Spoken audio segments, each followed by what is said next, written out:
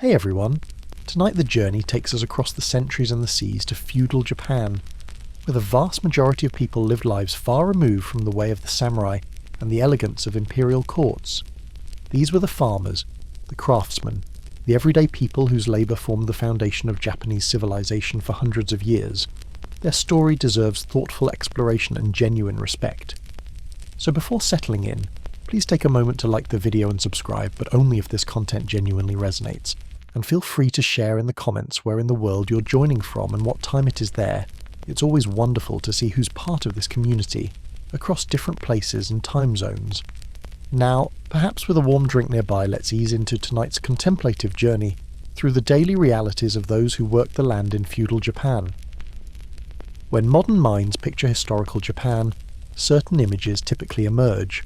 Elegant samurai in gleaming armour, serene temples nestled in misty mountains, refined tea ceremonies performed with graceful precision, or perhaps the sophisticated arts of kabuki theatre and delicate ink paintings.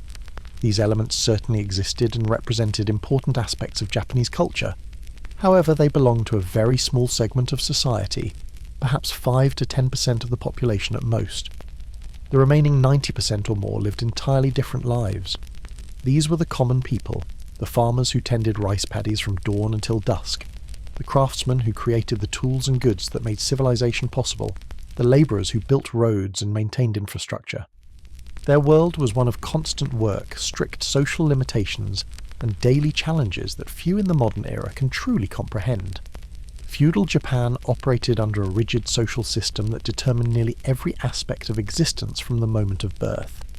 At the top sat the emperor, though his role was largely ceremonial by the feudal period. Below him were the shogun and the daimyo, powerful military lords who controlled vast territories. Then came the samurai, the warrior class whose swords and status placed them in a position of authority and respect, and below all of these, forming the broad base upon which the entire social pyramid rested, were the common people. Farmers constituted the largest group, theoretically honoured for producing the rice that fed the nation, yet in practice subject to burdens and restrictions that made their honoured status feel rather hollow. Below farmers in social standing came artisans and craftsmen, and at the very bottom, merchants, though this hierarchy would shift and blur in complex ways as centuries passed. What made life particularly challenging for those at the base of this pyramid wasn't simply hard work. Human beings have always worked hard, in every culture and era. Rather, it was the combination of unrelenting labour, severe restrictions on personal freedom, the constant threat of harsh punishment for minor infractions, and the complete absence of any realistic hope for improving one's station in life. This system, formalised during the Tokugawa period but with roots stretching back much earlier, would persist for centuries. Understanding what daily existence meant for those who lived within it requires looking beyond the beautiful art and elegant culture that feudal Japan is famous for, and examining the less picturesque reality that the majority experienced. The real story of feudal Japan? It was about to unfold, season by hard-won season. The rhythm of life for farming families in feudal Japan centred entirely around rice cultivation. This wasn't merely a job or a way to earn a living, it was an all-consuming endeavour that demanded every waking hour, involved every family member, and shaped the entire calendar year with its demands. Rice paddies required constant intensive labour that modern agricultural methods have made difficult to fully appreciate. The work began in early spring, when fields needed to be prepared. This meant flooding the paddies with carefully managed water, then working through the mud to break up the soil and prepare it for planting. The work was physically exhausting, performed while bent over in water that could be quite cold in early spring, with feet and hands submerged for hours at a time. The planting season arrived with its own particular challenges. Rice seedlings had to be transplanted by hand, one by one, into the flooded paddies. Workers would spend entire days bent over, backs aching, placing each small plant at precisely the right depth and spacing. The posture required for this work, constantly stooping while standing in water, created its own catalogue of physical ailments that accumulated over a lifetime. Summer brought different but equally demanding tasks. The paddies required constant attention to water levels, which had to be maintained at exactly the right depth. Too much water, and the plants would drown. Too little, and they would wither. This meant daily monitoring, adjusting irrigation channels, dealing with leaks or blockages, and watching the weather with intense concern. Weeding represented another massive undertaking. Unwanted plants competed with rice for nutrients and space, so they had to be removed constantly. This meant more hours bent over in the paddies, hands working through water and mud to pull out intruding vegetation, while being careful not to damage the rice plants themselves. The work was repetitive, uncomfortable, and seemingly endless. Pest control presented its own trials. Insects could devastate a rice crop, but the tools available to combat them were limited. People would sometimes spend hours manually removing insects from plants, or try various folk methods to discourage them. Birds posed another threat, requiring that someone spend time in the fields making noise, or using scarecrows to protect the ripening grain. As summer progressed into autumn, the rice would ripen, and harvest time would arrive. This was perhaps the most intense period of the entire agricultural year. The rice had to be cut at exactly the right time. Too early and the grain wouldn't be fully developed. Too late and it might spoil or be lost to weather. The entire community would mobilise for harvest, working from before dawn until after dark to bring in the crop. The actual harvesting involved cutting the rice plants with hand sickles, bundling them and transporting them from the fields. Then came threshing, separating the grain from the stalks, followed by drying, which had to be done carefully to prevent spoilage. Throughout all of this, there was constant awareness that this harvest would determine whether the family had enough to eat in the coming year. But here was the cruel reality that defined peasant existence. The rice these farmers grew with such tremendous effort was not truly theirs. The feudal tax system claimed a staggering portion of every harvest. Tax rates varied by region and period, but they frequently took 40, 50 or even 60% of the rice produced. Some particularly oppressive domains claimed even more. These taxes were calculated and collected with ruthless efficiency. Officials would inspect the fields before harvest, estimating the expected yield. After harvest, they would measure and take their portion, leaving farmers with what remained.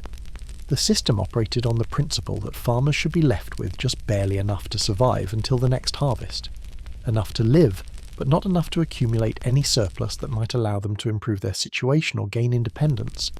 This meant that families who had worked themselves to exhaustion for an entire year might watch more than half of the fruits of their labour taken away. The tax collectors showed little mercy for poor harvests caused by weather, pests or disease. If the crop failed, the tax might be reduced somewhat, but rarely in proportion to the loss. Farmers were still expected to deliver rice even when doing so meant they would face hunger. The type of rice mattered too. The highest quality rice went to the lord and his samurai retainers. Farmers were often left with inferior grades, or had to supplement their diet with lesser grains like millet or barley. In many cases, the rice farmers grew so painstakingly was a crop they would rarely get to eat themselves. It was a product made for others.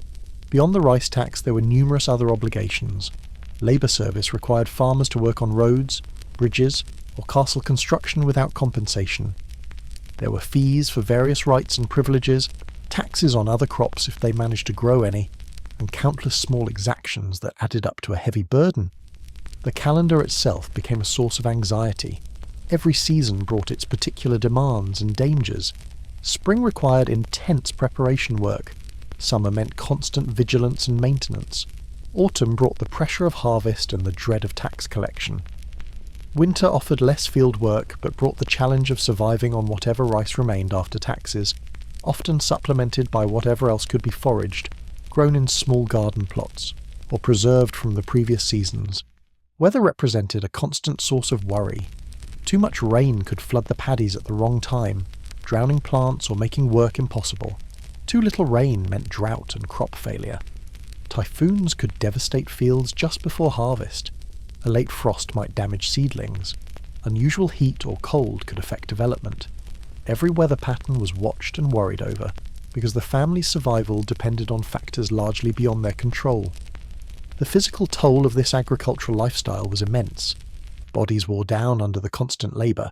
Backs became permanently bent from decades of stooping in the paddies. Hands developed calluses and joint problems. Feet suffered from spending so much time in water. The work was so demanding that it aged people prematurely. A farmer at 40 might have the body of someone much older by modern standards. Yet for all this hardship, there was also a certain beauty and meaning in the work for some. The changing seasons brought their own rhythms and satisfactions. There was skill involved in reading the weather, managing water, knowing exactly when to plant or harvest. Some farmers took pride in their work, in coaxing a good harvest from their fields, in the knowledge that their labour fed the community. The work created deep bonds with the land itself. Families might farm the same paddies for generations, developing an intimate knowledge of every quirk of soil and drainage.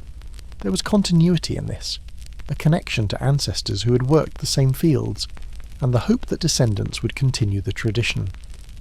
But the harsh reality remained that this life offered little reward proportional to the effort invested. The system was designed to extract maximum value from peasant labour, while giving back the bare minimum necessary for survival. Rice farming in feudal Japan wasn't a path to prosperity or security. It was an endless cycle of toil that enriched others, while keeping those who did the actual work in perpetual hardship. The paddies demanded everything, and gave back only enough to make continuing the work possible. For farming families in feudal Japan, this was simply the way things were, the reality into which they were born and from which they had virtually no hope of escaping. The rice that fed the nation was produced by people who could barely feed themselves, and this contradiction lay at the heart of the feudal system's injustice. While individual families bore the burden of agricultural labour, peasant life in feudal Japan was not one of isolation. People lived in villages, communities that provided crucial social support and structure even as they reinforced the very system that oppressed their members. Understanding village life reveals both the resilience of common people and the ways in which the feudal order maintained itself through collective responsibility and social pressure. Villages in agricultural regions typically consisted of anywhere from a few dozen to a few hundred people, most of them related by blood or marriage.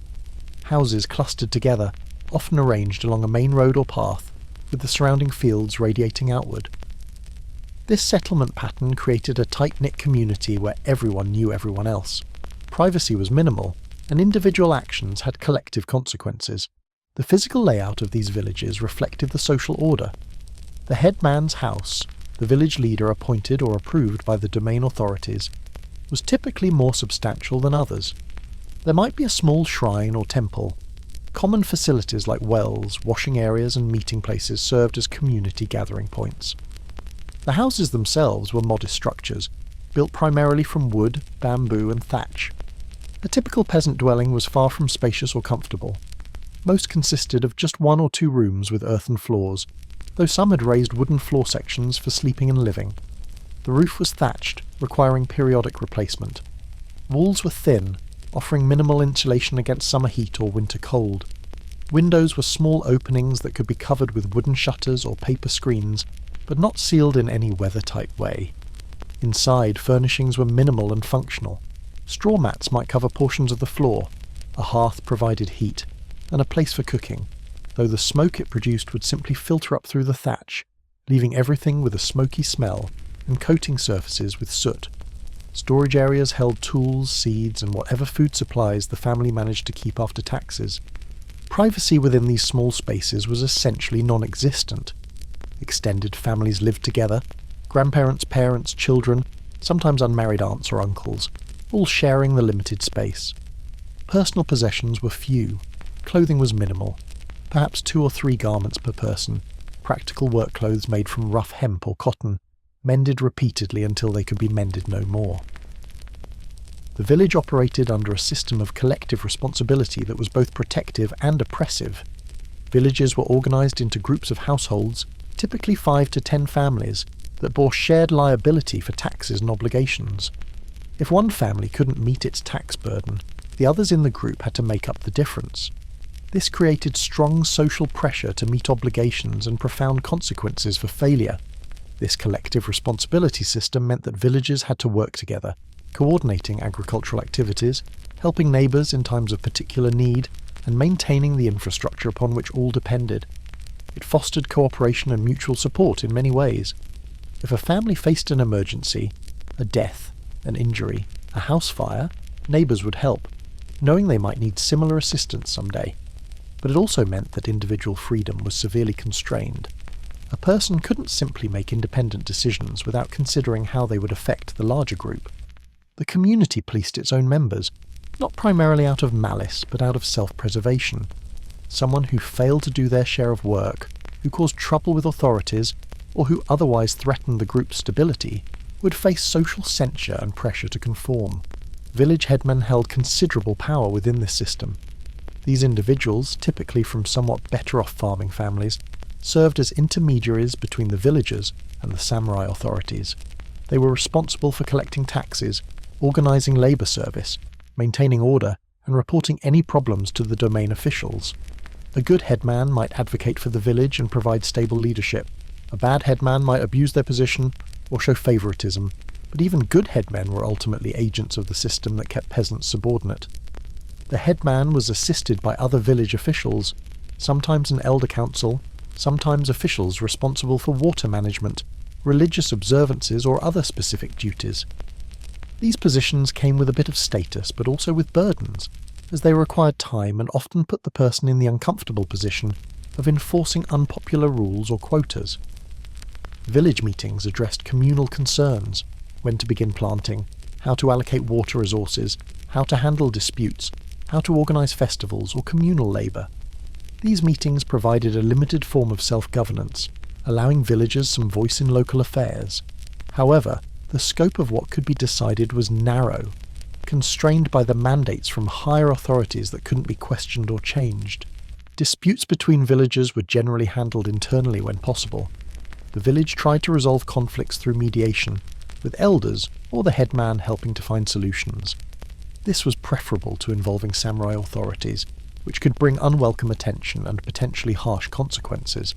The emphasis was on maintaining harmony and avoiding scandal that might reflect poorly on the entire village. Social stratification existed even within the peasant class. Some farming families had slightly more land, slightly better equipment, perhaps an extra draft animal. These relative advantages would be carefully guarded and could make the difference between adequate subsistence and genuine hardship. Other families had almost nothing, working as tenant farmers on others' land or surviving as rural labourers. This internal hierarchy created complex social dynamics. Wealthier peasants might employ poorer ones during busy seasons. Marriage alliances were carefully considered, with families trying to match their children with partners of similar status. Those at the bottom of the village hierarchy faced the most difficult existence, lacking the small buffers that made life marginally more bearable. Women's lives in the village had their own particular contours. Girls and women worked alongside men in the fields during busy seasons, performing the same back-breaking labour. But they also bore primary responsibility for household tasks: cooking, cleaning, childcare, making and mending clothes, processing food for preservation. Their work was equally endless but less acknowledged, simply expected as part of their role. Marriage for peasant women meant leaving their birth family to join their husband's household, where they would occupy the lowest status until they produced children, especially sons. Young wives often faced demanding mothers-in-law and had to prove themselves through hard work and obedience. The relationship between mother-in-law and daughter-in-law could be supportive or contentious, but it was always hierarchical. Children in peasant villages began contributing to household work from a very young age. Small children might care for younger siblings, help with simple tasks, or tend to animals. As they grew, their work would expand to include more demanding agricultural labour. Education was minimal. There might be some basic literacy training if a village had a temple school, but for most peasant children, their education consisted of learning the skills needed for farming and household management. Play existed, as it does in childhood everywhere, but it was constrained by work demands and poverty. Children created toys from whatever materials were available. Simple dolls from scraps of cloth, balls from bundled rags, games that required only imagination. Festivals and celebrations provided rare opportunities for legitimate recreation, moments when the weight of constant work could be briefly set aside. The village calendar was marked by religious and seasonal festivals that provided both spiritual meaning and social relief. New Year celebrations, rice planting festivals, harvest Thanksgiving ceremonies, and various shrine or temple festivals throughout the year offered breaks from routine. These occasions might include special foods, performances, music, and the chance to socialise beyond the immediate demands of work. Religious life in the village centred on local shrines and temples. Shinto shrines, often quite modest, honoured local kami, spirits associated with nature, ancestors, or particular places. Buddhist temples provided another spiritual dimension, with services for the dead and teachings about karma and the next life. For many peasants, religion offered explanations for suffering and hope that virtue in this life might lead to better circumstances in the next. Yet even religion reinforced social hierarchy. Buddhism, as taught to peasants, emphasized acceptance of one's station and the importance of fulfilling one's role in the cosmic order. The samurai class had different spiritual teachings that emphasized honor and duty in ways that supported their warrior status. Religion, like every other social institution, ultimately worked to maintain the existing order. The village represented a complex social space, simultaneously a source of community, identity and support, and a mechanism of control that reinforced hierarchies and limited freedom. People were embedded in networks of relationships that provided meaning and connection, but these same networks constrained individual autonomy and enforced conformity. For many villagers, this community was the entire known world. Most people would live their entire lives within a few miles of where they were born. Travel was restricted, requiring official permission that was rarely granted.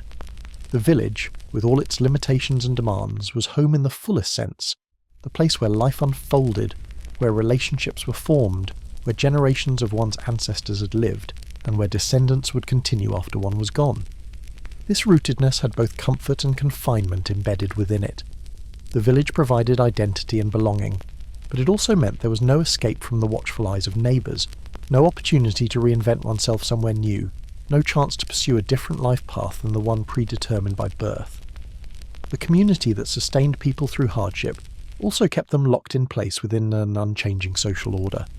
Beyond the physical hardships of agricultural labour and the social constraints of village life, peasants in feudal Japan faced an extensive system of restrictions that limited their freedom in ways both large and small.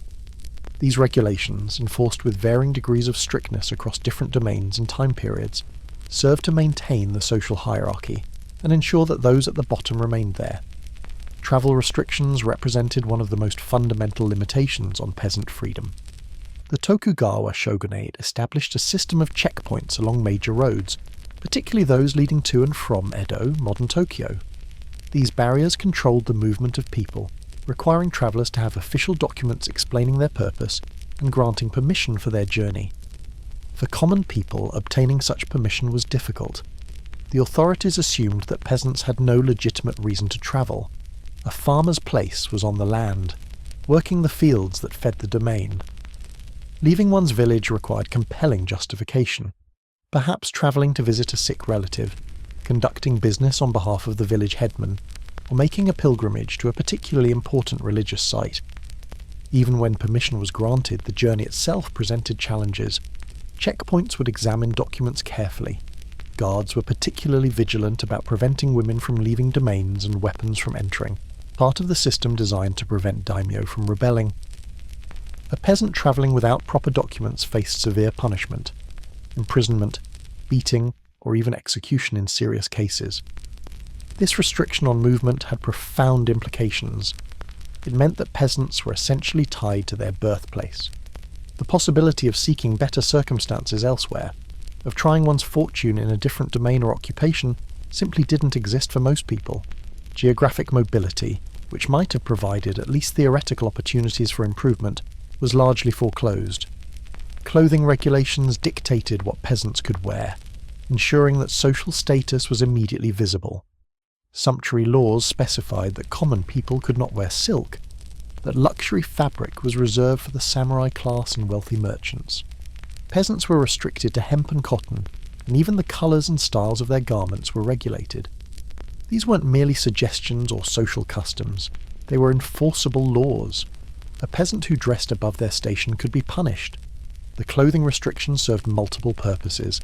They maintained clear visual markers of social hierarchy, prevented peasants from wasting resources on luxury items, and ensured that no one could disguise their social status through appearance.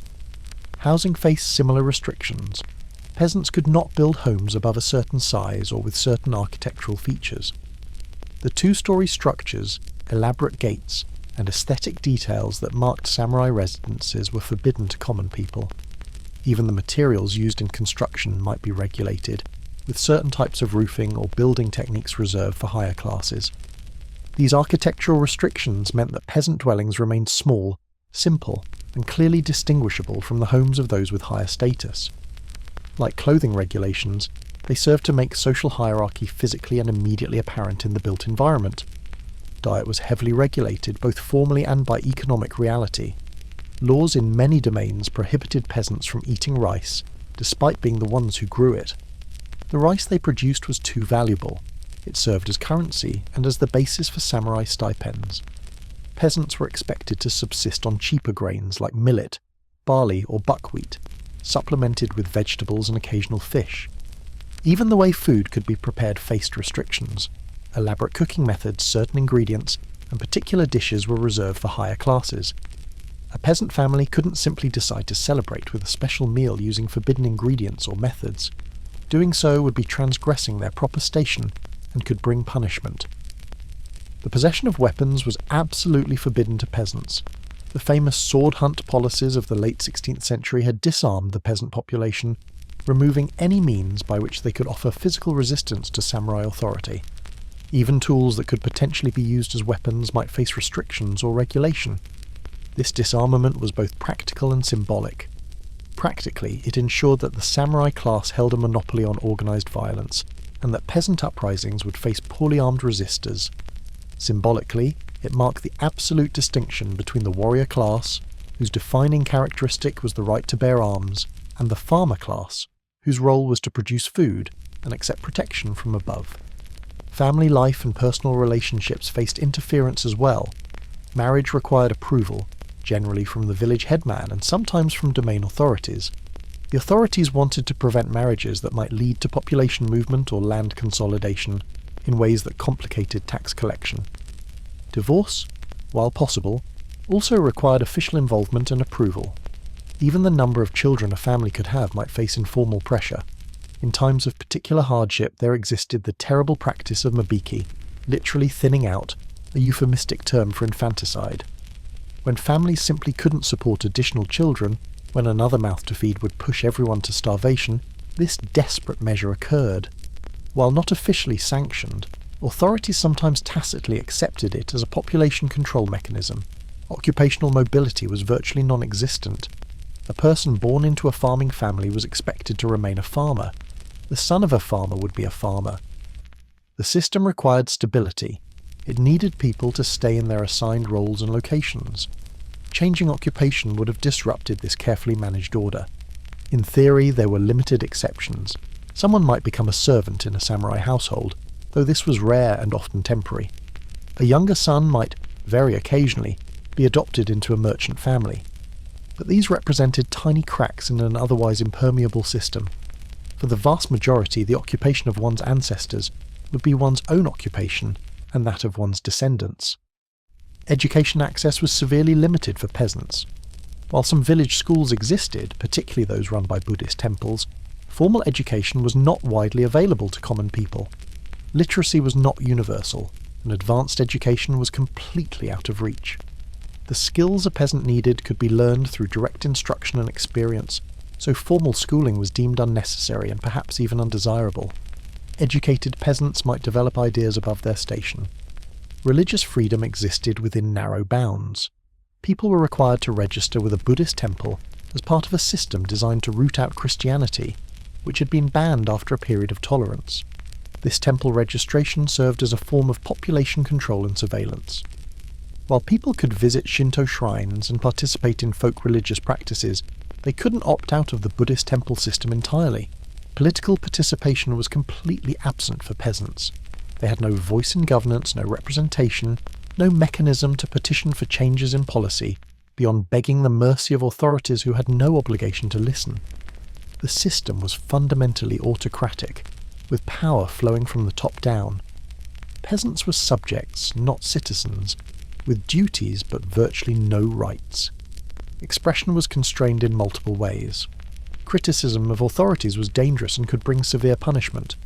Public gatherings required approval. Publications and performances were monitored. The free exchange of ideas, political discussions, organising for collective action, All of these were restricted or prohibited. Even in personal appearance, there were limits. Hairstyles appropriate to one's class were expected. Certain cosmetics or personal adornments were restricted to higher classes. The message was consistent. You are defined by your social position, and every aspect of your life must reflect and reinforce that position. The cumulative effect of all these restrictions was suffocating. Every element of life — work, clothing, food, movement, relationships, occupation, expression — fell under rules and regulations designed to keep peasants in their subordinate position. The system didn't just extract labour and taxes, it controlled lives in intimate, pervasive ways. Some domains enforced these restrictions more harshly than others. Some samurai lords took a paternalistic interest in their peasants' welfare, and enforced rules less strictly. Others were rigid and punitive, punishing minor infractions severely. But everywhere, the basic framework existed. A comprehensive system of control that reached into every corner of peasant life. The restrictions weren't random or arbitrary, though they may have felt that way to those subject to them. They served clear purposes within the feudal system, maintaining social stability, preventing challenge to samurai authority, ensuring reliable tax revenue, and preserving the ideological foundation of a hierarchical society where everyone had a fixed place and role. For peasants living under these restrictions, the absence of freedom was simply the reality into which they were born. Most had never known anything different and couldn't imagine alternatives. The restrictions were simply the rules of existence, as unchangeable as the seasons or the need to eat and breathe. Yet the very existence and persistence of these restrictions reveals something important. The system required constant maintenance. If peasants naturally accepted their subordinate status, extensive rules wouldn't be necessary. The regulations existed because the hierarchy was maintained through power and social pressure, not natural consent.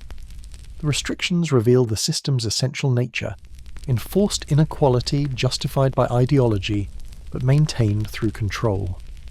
The legal system under which peasants lived in feudal Japan was fundamentally different from modern concepts of justice. It was a system designed to maintain order and hierarchy, not to provide equal protection or fair treatment to all. Understanding how law operated for common people reveals another dimension of their constrained and difficult existence. The most important thing to understand about feudal Japanese law, particularly for peasants, is that it wasn't applied equally across social classes. Different laws governed different groups. Samurai lived under codes emphasizing honor and loyalty, with punishments appropriate to their status. Peasants lived under rules focused on obedience, tax payment, and labor obligations, with punishments designed to deter infractions and maintain control. This legal inequality was explicit and considered proper. The idea that all people should be equal before the law would have been foreign to feudal Japanese thought. Social hierarchy was considered natural and correct, so different treatment under law followed logically from that premise.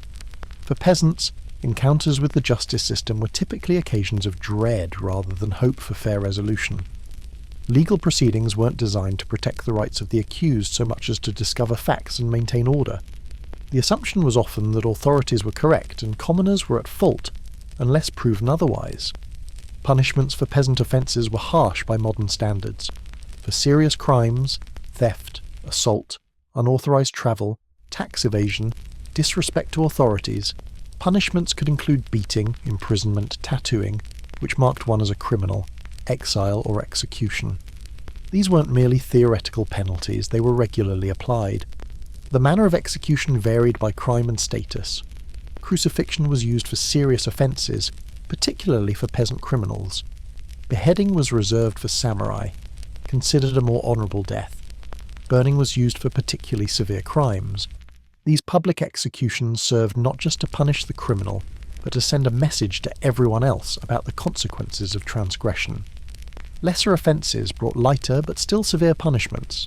Flogging, being struck repeatedly with a stick or whip, was common for various infractions. The number of blows was specified by regulation, with record keeping to ensure consistency.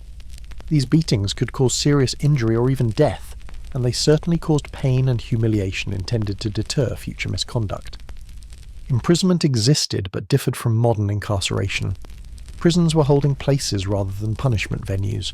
People might be held while awaiting trial or punishment, but imprisonment itself wasn't typically the primary penalty.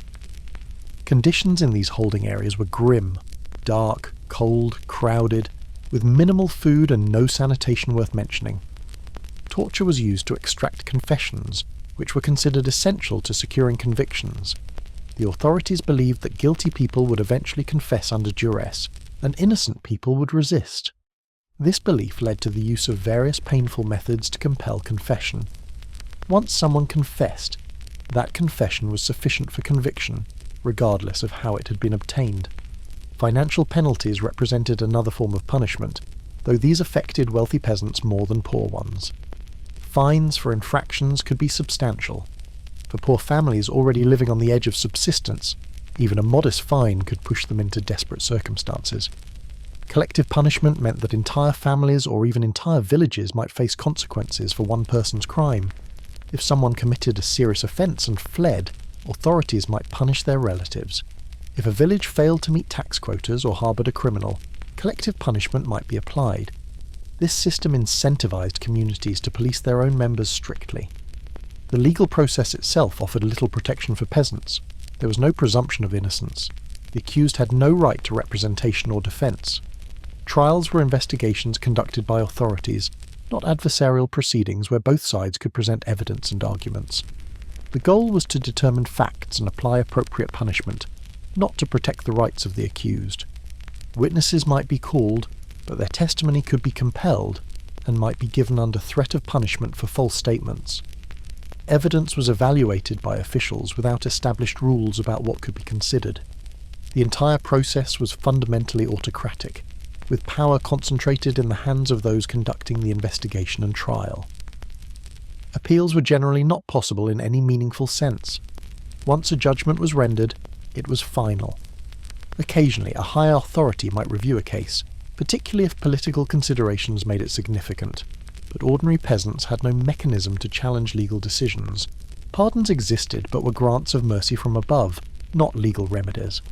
A lord might pardon someone out of benevolence or political calculation, but this was entirely discretionary. One couldn't demand or appeal for a pardon as a matter of right. Domain officials, the local samurai administrators, held enormous discretionary power in legal matters. They investigated crimes, conducted trials, determined guilt, and set punishments within the parameters established by domain law and shogunate regulations. A fair-minded official might conduct proceedings with some care for justice. A corrupt or arbitrary official could abuse power with little check on their authority. For peasants, this meant that justice was unpredictable and often arbitrary. Much depended on the character of local officials, the political climate, and sometimes simple luck. The law was not a shield protecting peasants from abuse, but rather a tool for maintaining order and hierarchy, which might incidentally provide some protection, but could just as easily become a source of oppression. Dispute resolution between peasants ideally happened within the village, through mediation by the headman or village elders. This informal justice system was preferred by everyone. Villagers didn't want to involve samurai authorities, and those authorities didn't want to be bothered with petty disputes between commoners. As long as the dispute didn't threaten order or tax collection, internal resolution was encouraged. This village-level justice could be more flexible and focused on maintaining community harmony, rather than strictly applying rules. Mediators might craft solutions that preserved relationships and addressed underlying issues. However, this system also meant that village power dynamics influenced outcomes, and those with more status or connections within the community had advantages in disputes. Crimes committed by samurai against peasants presented particular difficulties. The samurai class had significant legal privileges, including the right to cut down a commoner who showed disrespect, kirste gomen. While this right wasn't exercised casually or without potential consequences, its existence demonstrated the fundamental legal inequality between classes. If a samurai wronged a peasant, seeking legal redress was difficult and dangerous. Complaints against samurai could be interpreted as disrespectful, and might bring punishment to the complainant. Unless the samurai's behaviour was so egregious that it threatened order or offended other samurai's sense of propriety, peasants had little recourse. Tax collection was backed by legal force. Failure to pay taxes wasn't simply a civil matter, it was a criminal offence that could bring severe punishment. Domain authorities took tax collection very seriously, as it was the economic foundation of the entire feudal system. Villages that failed to meet tax quotas would be investigated, and those responsible for the shortfall would face consequences. Land disputes could occur between villagers or between villages.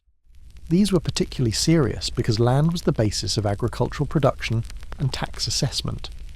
Higher authorities would have to become involved in significant land disputes, bringing all the unpredictability and potential for abuse that peasant interaction with the legal system entailed.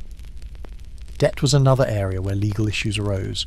Peasants might borrow from wealthier villagers or from merchant lenders.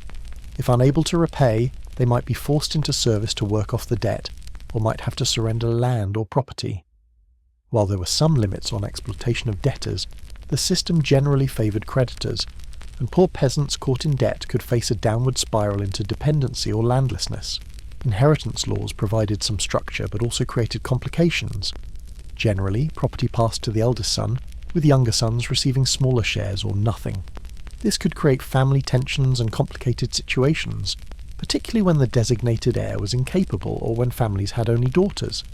Disputes over inheritance might require official intervention, bringing villages into contact with the legal system.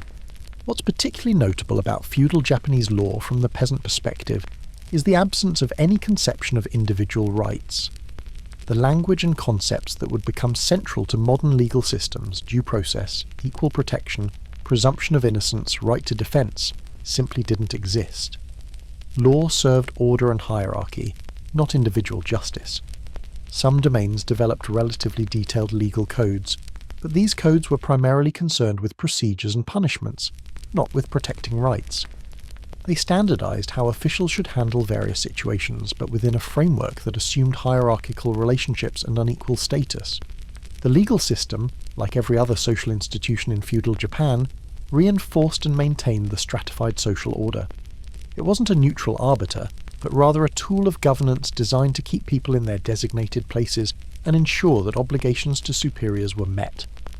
For peasants, the law was something to avoid when possible, and endure when unavoidable, not a source of protection or recourse. Living under this system meant constant awareness that transgressions, even minor ones, could bring severe consequences. It meant accepting that authorities had vast power over one's life with minimal accountability. It meant understanding that justice, in any modern sense, was not available to those at the bottom of society. This legal vulnerability was another form of constraint, another way in which peasant life was circumscribed and controlled. The threat of harsh punishment for stepping outside prescribed boundaries reinforced all the other restrictions and obligations that defined peasant existence. While human-made laws and social hierarchies created one set of challenges for peasants in feudal Japan, nature itself imposed demands and dangers that were equally or even more severe. The agricultural life that most peasants lived placed them in direct relationship with the natural environment, making them vulnerable to its fluctuations and extremes. The climate of Japan created a seasonal rhythm that shaped every aspect of agricultural life. Winters were cold, especially in the northern regions, and farming families faced months when the fields were frozen and outdoor work was minimal. These winter months should theoretically have been a time of rest, but they brought their own hardships. Heating peasant homes during winter was a constant challenge. The simple structures where farming families lived offered minimal insulation. The hearth provided some warmth, but fuel, typically wood, had to be gathered and conserved carefully. In some regions, peasants faced restrictions on what trees they could cut for firewood. As forests were protected, resources controlled by the domain. The cold affected health in various ways. Respiratory illnesses became more common in winter months. The combination of cold, damp conditions and inadequate nutrition made people vulnerable to sickness. Medical care was limited. There were folk remedies, occasional access to medical practitioners in larger villages or nearby towns, but for serious illnesses, people often simply had to endure and hope for recovery. Winter was also a time when food supplies could run dangerously low. After the autumn harvest and tax collection, families had to make their remaining rice and other stored foods last until the next harvest.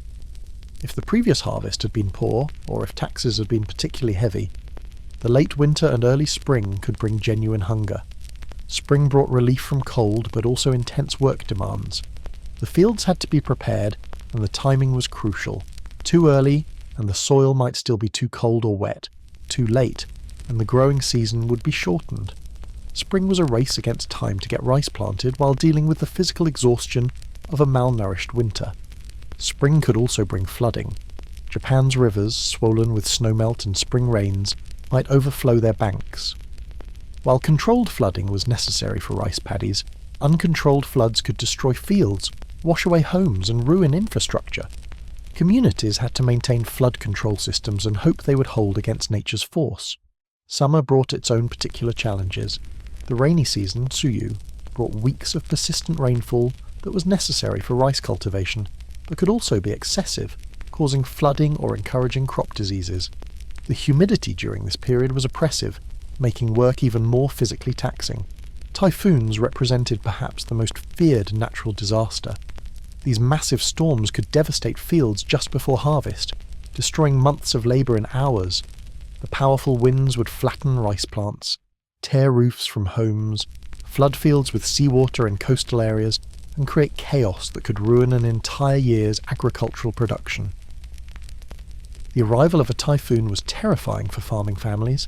There was little they could do to protect their crops. They might try to secure their homes and seek shelter, but ultimately they had to wait out the storm and hope for the best.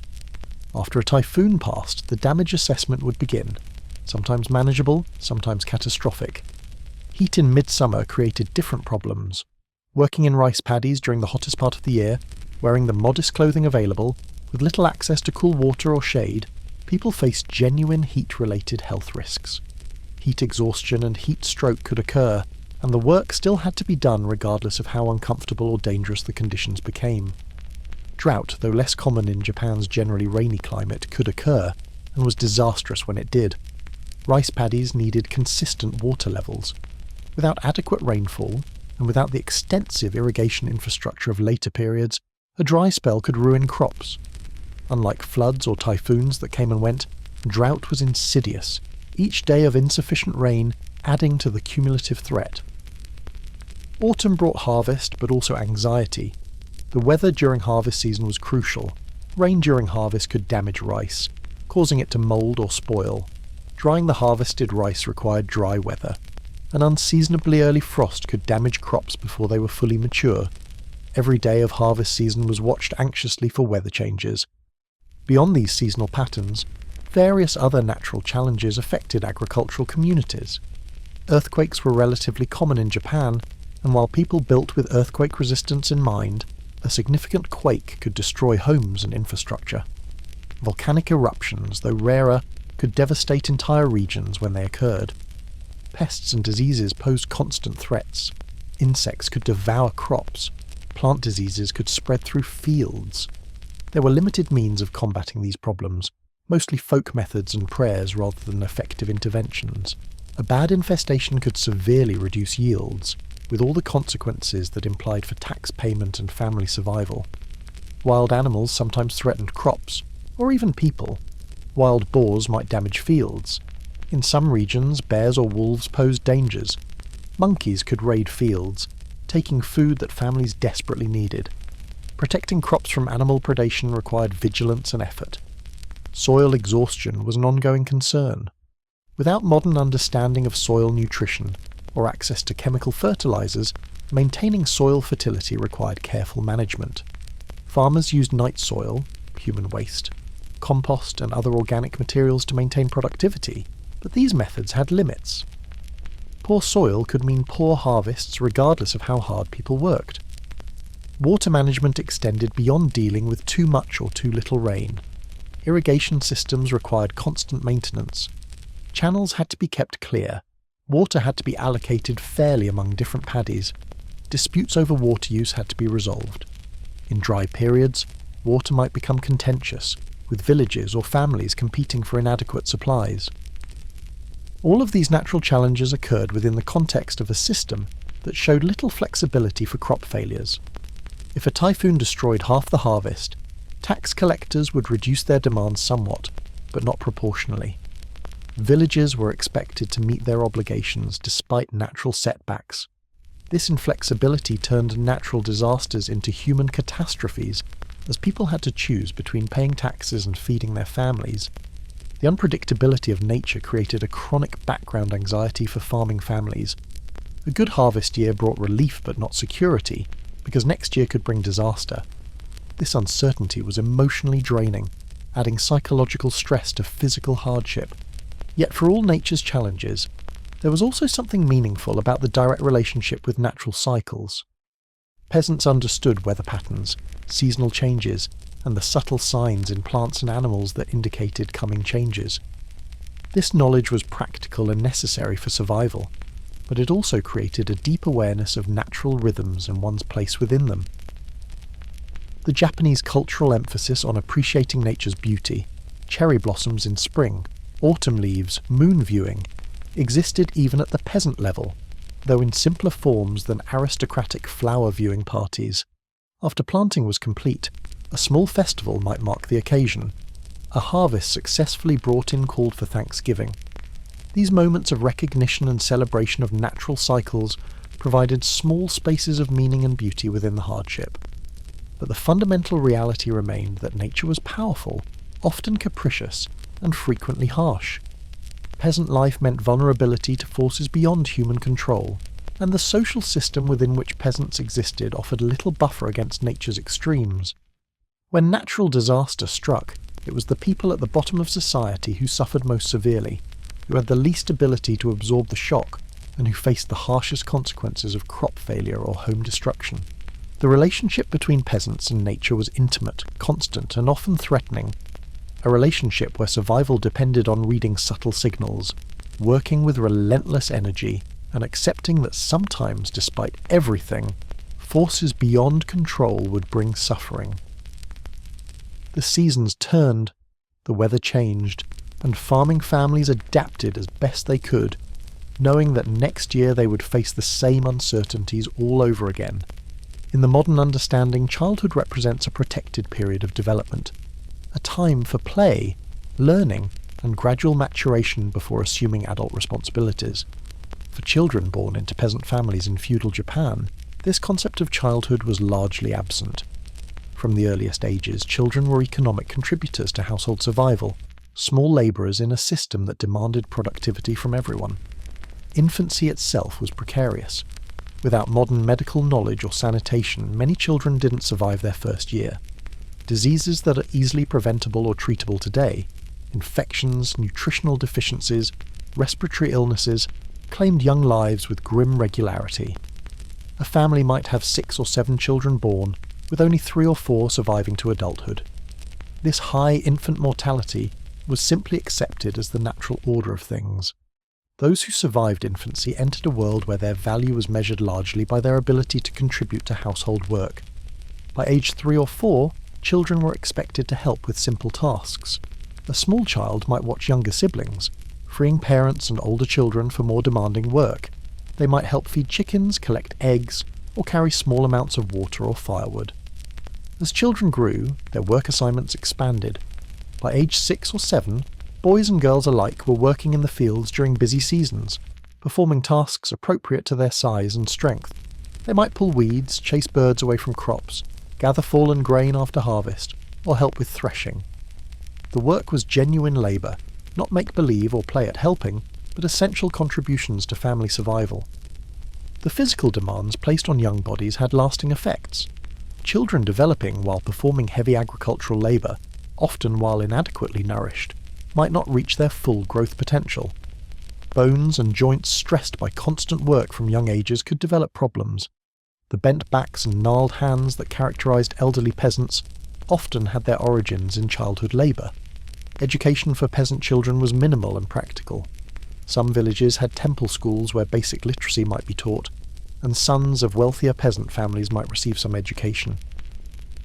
But for most children, education meant learning the skills they would need for their predetermined adult roles. Boys learned farming techniques, tool repair, and whatever crafts their fathers practiced. Girls learned household management, textile production, food preparation, and childcare. This practical education was conducted through observation and participation, rather than formal instruction. A child learned to transplant rice by working alongside parents in the paddies, mimicking their movements, making mistakes and learning from them. They learned about weather signs, soil conditions, and seasonal timing through direct experience across years of agricultural cycles. Play existed but was constrained by work demands and poverty. Children created entertainment from whatever was available. Simple games that required no equipment, toys fashioned from scraps of cloth or wood, activities that could be conducted in spare moments between work tasks. Festivals provided rare opportunities for less constrained play, when special foods, performances, and communal celebration created a different atmosphere. The games children played often reflected and prepared them for adult realities. Boys might play at being warriors or farmers, acting out the roles they observed. Girls might practice household tasks in play form, caring for improvised dolls or pretending to cook. Even play served socialization purposes, teaching children their place in the social order and the skills they would need. Gender differentiation began early. By age 7 or 8, boys and girls increasingly inhabited separate spheres. Boys worked more with their fathers and male relatives, learning men's work. Girls worked with mothers and female relatives, learning women's tasks. This division reflected the gender hierarchy they would live within as adults, where men's agricultural labour was somewhat more valued than women's combined agricultural and domestic work. For girls, childhood ended particularly abruptly with marriage, which often occurred in the mid to late teenage years.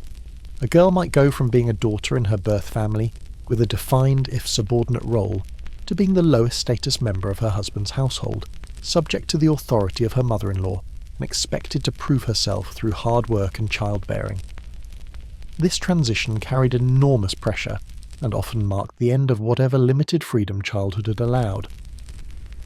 Boys faced their own transition to adulthood, assuming increasing responsibility for agricultural work and eventually taking over the household headship when their father died or retired. The eldest son carried particular burdens, as he would inherit what land and property the family had, and would be responsible for supporting parents in their old age and maintaining the family line. Younger sons faced uncertain futures. Without land to inherit, they might remain as labourers in their elder brother's household, might be adopted into families that lacked sons, might become servants, or might eke out livings as landless labourers. The limited opportunities available meant that younger sons often faced harder paths than their elder siblings. Emotional life for children in peasant families is difficult to reconstruct from historical distance, but some elements seem clear. Children were valued, but instrumentally as much as emotionally. They were the family's future labour force and the continuation of the family line. Affection certainly existed between parents and children, but it was expressed within a framework of strict hierarchy and duty. Discipline was physical and often harsh by modern standards. Children who disobeyed, who failed to work adequately, who brought shame or trouble to the family might be beaten. This wasn't considered abuse but proper child-rearing, instilling obedience and respect for authority that would be necessary throughout life. The hierarchical relationships within families, children subordinate to parents, younger siblings to elder, mirrored and prepared children for the hierarchical society they would navigate as adults. The absence of what we would recognise as childhood, a protected period for development, exploration, and gradual assumption of responsibility, meant that peasant children became small adults prematurely. They worked adult hours at young ages, bore real responsibilities with real consequences, and faced adult hardships without adult emotional or physical resources. Health issues were addressed with folk remedies and hope rather than effective medical intervention. A child who became seriously ill might receive treatment from a local healer, using herbs and traditional methods, but these were of limited efficacy. Parents might pray at shrines or temples, seeking divine intervention for a sick child. Often, there was nothing to do but wait and see whether the child would recover or succumb. Accidents were common in an environment where children worked with tools, around animals, and in dangerous settings like irrigation channels or on steep hillsides. A moment of inattention could lead to serious injury. The consequences of childhood accidents could be lifelong: a badly healed broken bone, a scar from a burn, a lost finger from a tool accident, marks that the person would carry into adulthood. Nutrition for children was often inadequate. After taxes and with limited food resources, families struggled to feed everyone adequately. Children might receive smaller portions than adults, as adults needed strength for heavy labour. The foods available were often lacking in variety and in certain nutrients. This chronic mild malnutrition, affected development, health, and energy levels. Some children faced even more desperate circumstances. In times of extreme hardship, when families simply could not feed another child, the practice of mabiki occurred. Newborns might be killed or abandoned. This terrible choice, made out of desperation rather than cruelty, reflected the impossible situations that poverty and taxation created. Parents made these decisions knowing that keeping the infant might mean everyone starved. Child labour in feudal Japan wasn't considered problematic. It was simply how society functioned. The idea that children should be sheltered from work, that they had developmental needs beyond physical survival, that childhood should be a distinct phase of life protected from adult responsibilities. These concepts didn't exist. Children were economic assets and future adults, to be prepared for their roles as efficiently as possible. Despite all these hardships, children in peasant families did experience moments of joy, connection, and meaning. The love of parents, though expressed within hierarchical constraints, was real. Siblings formed bonds through shared work and experience. Festivals and celebrations provided genuine happiness. The simple pleasures of completing a task well, of seasonal changes, of small treats on special occasions, these existed even within a life of hardship. What's particularly poignant about childhood in feudal Japan is not just the absence of what we consider childhood rights and protections, but the way children accepted their circumstances as normal. The child born into this system didn't experience it as deprivation because they knew nothing else. The work was simply what children did. The hierarchy was simply how families functioned. The limitations were simply the conditions of existence. This normalization of hardship was perhaps both protective and tragic. It allowed children to function within a difficult system, without constant awareness of how constrained their lives were. But it also meant that generations of children grew up never knowing they could expect better, never imagining that childhood could be different, never questioning a system that demanded so much from them, while giving so little in return. The children of peasant families in feudal Japan grew up fast, worked hard, received little formal education, faced significant health risks, and transitioned to adult responsibilities at ages when modern children are still in school. Their childhood was not a separate, protected phase, but simply the early portion of a life defined by labour, limited by social constraints, and shaped by a system that valued their productivity over their development or happiness. If life was hard for peasant men in feudal Japan, it was doubly so for women, who faced all the same agricultural and economic pressures, while simultaneously navigating additional constraints, expectations, and vulnerabilities based on their gender. Understanding women's experiences requires examining both the work they performed and the social position they occupied within the rigid hierarchies of family and society. Women's labour was constant and varied. In the fields during planting and harvest seasons, women worked alongside men performing the same back-breaking tasks, transplanting rice seedlings, weeding paddies, harvesting grain. Their agricultural contributions were essential, yet often less acknowledged than men's work, treated as auxiliary rather than central, even though households couldn't function without it. Beyond agricultural labour, women bore primary responsibility for domestic work that was equally demanding, if less visible. They prepared all meals, which was no simple task given limited ingredients, basic cooking facilities, and the need to preserve foods for lean seasons. They processed and preserved vegetables, dried fish, made pickles, managed food stores to last through winter, and ensured the family had adequate nutrition despite severe constraints. Textile production fell almost entirely to women. They spun thread from cotton or hemp fibres, wove cloth, sewed and mended garments, and produced the fabrics needed for household use and sometimes for sale or barter. This work was time-consuming and skilled, yet it was simply expected, rarely earning recognition beyond complaints if clothing was inadequate or if repairs weren't completed quickly enough. Water had to be carried, from wells, from rivers, from wherever it was available to where it was needed. This daily task, essential for cooking, cleaning, and drinking, was primarily women's work. Multiple trips carrying heavy water vessels took time and physical effort, added to all the other demands on women's bodies and schedules. Cleaning and maintaining the household, caring for children from infancy through early childhood, tending to elderly family members who could no longer care for themselves. managing the complex logistics of a multi-generational household. All of this fell primarily to women. The work was never finished, just temporarily addressed before the next round of tasks began. Women's position within the family hierarchy added psychological burdens to physical ones. A woman in a peasant household was subordinate to men, her father before marriage, her husband after marriage, and even adult sons in her old age if widowed. But she was also subordinate to older women, particularly her mother-in-law, creating a dual hierarchy where a young married woman occupied the absolute lowest position. Marriage for a peasant woman meant leaving her birth family and joining her husband's household. She would move into a home where she was the outsider, where she had to prove herself, where her status depended entirely on her ability to work hard, produce children, especially sons, and navigate complex family relationships. The early years of marriage were often the hardest period of a woman's life. The mother-in-law/daughter-in-law relationship could range from supportive to abusive. An older woman who had herself endured hardship as a young bride might show some compassion to her son's wife, or might inflict upon her the same harshness she had experienced, perpetuating a cycle of difficulty. The young wife had no recourse. Complaining about her treatment could bring shame to her birth family and punishment in her marital home.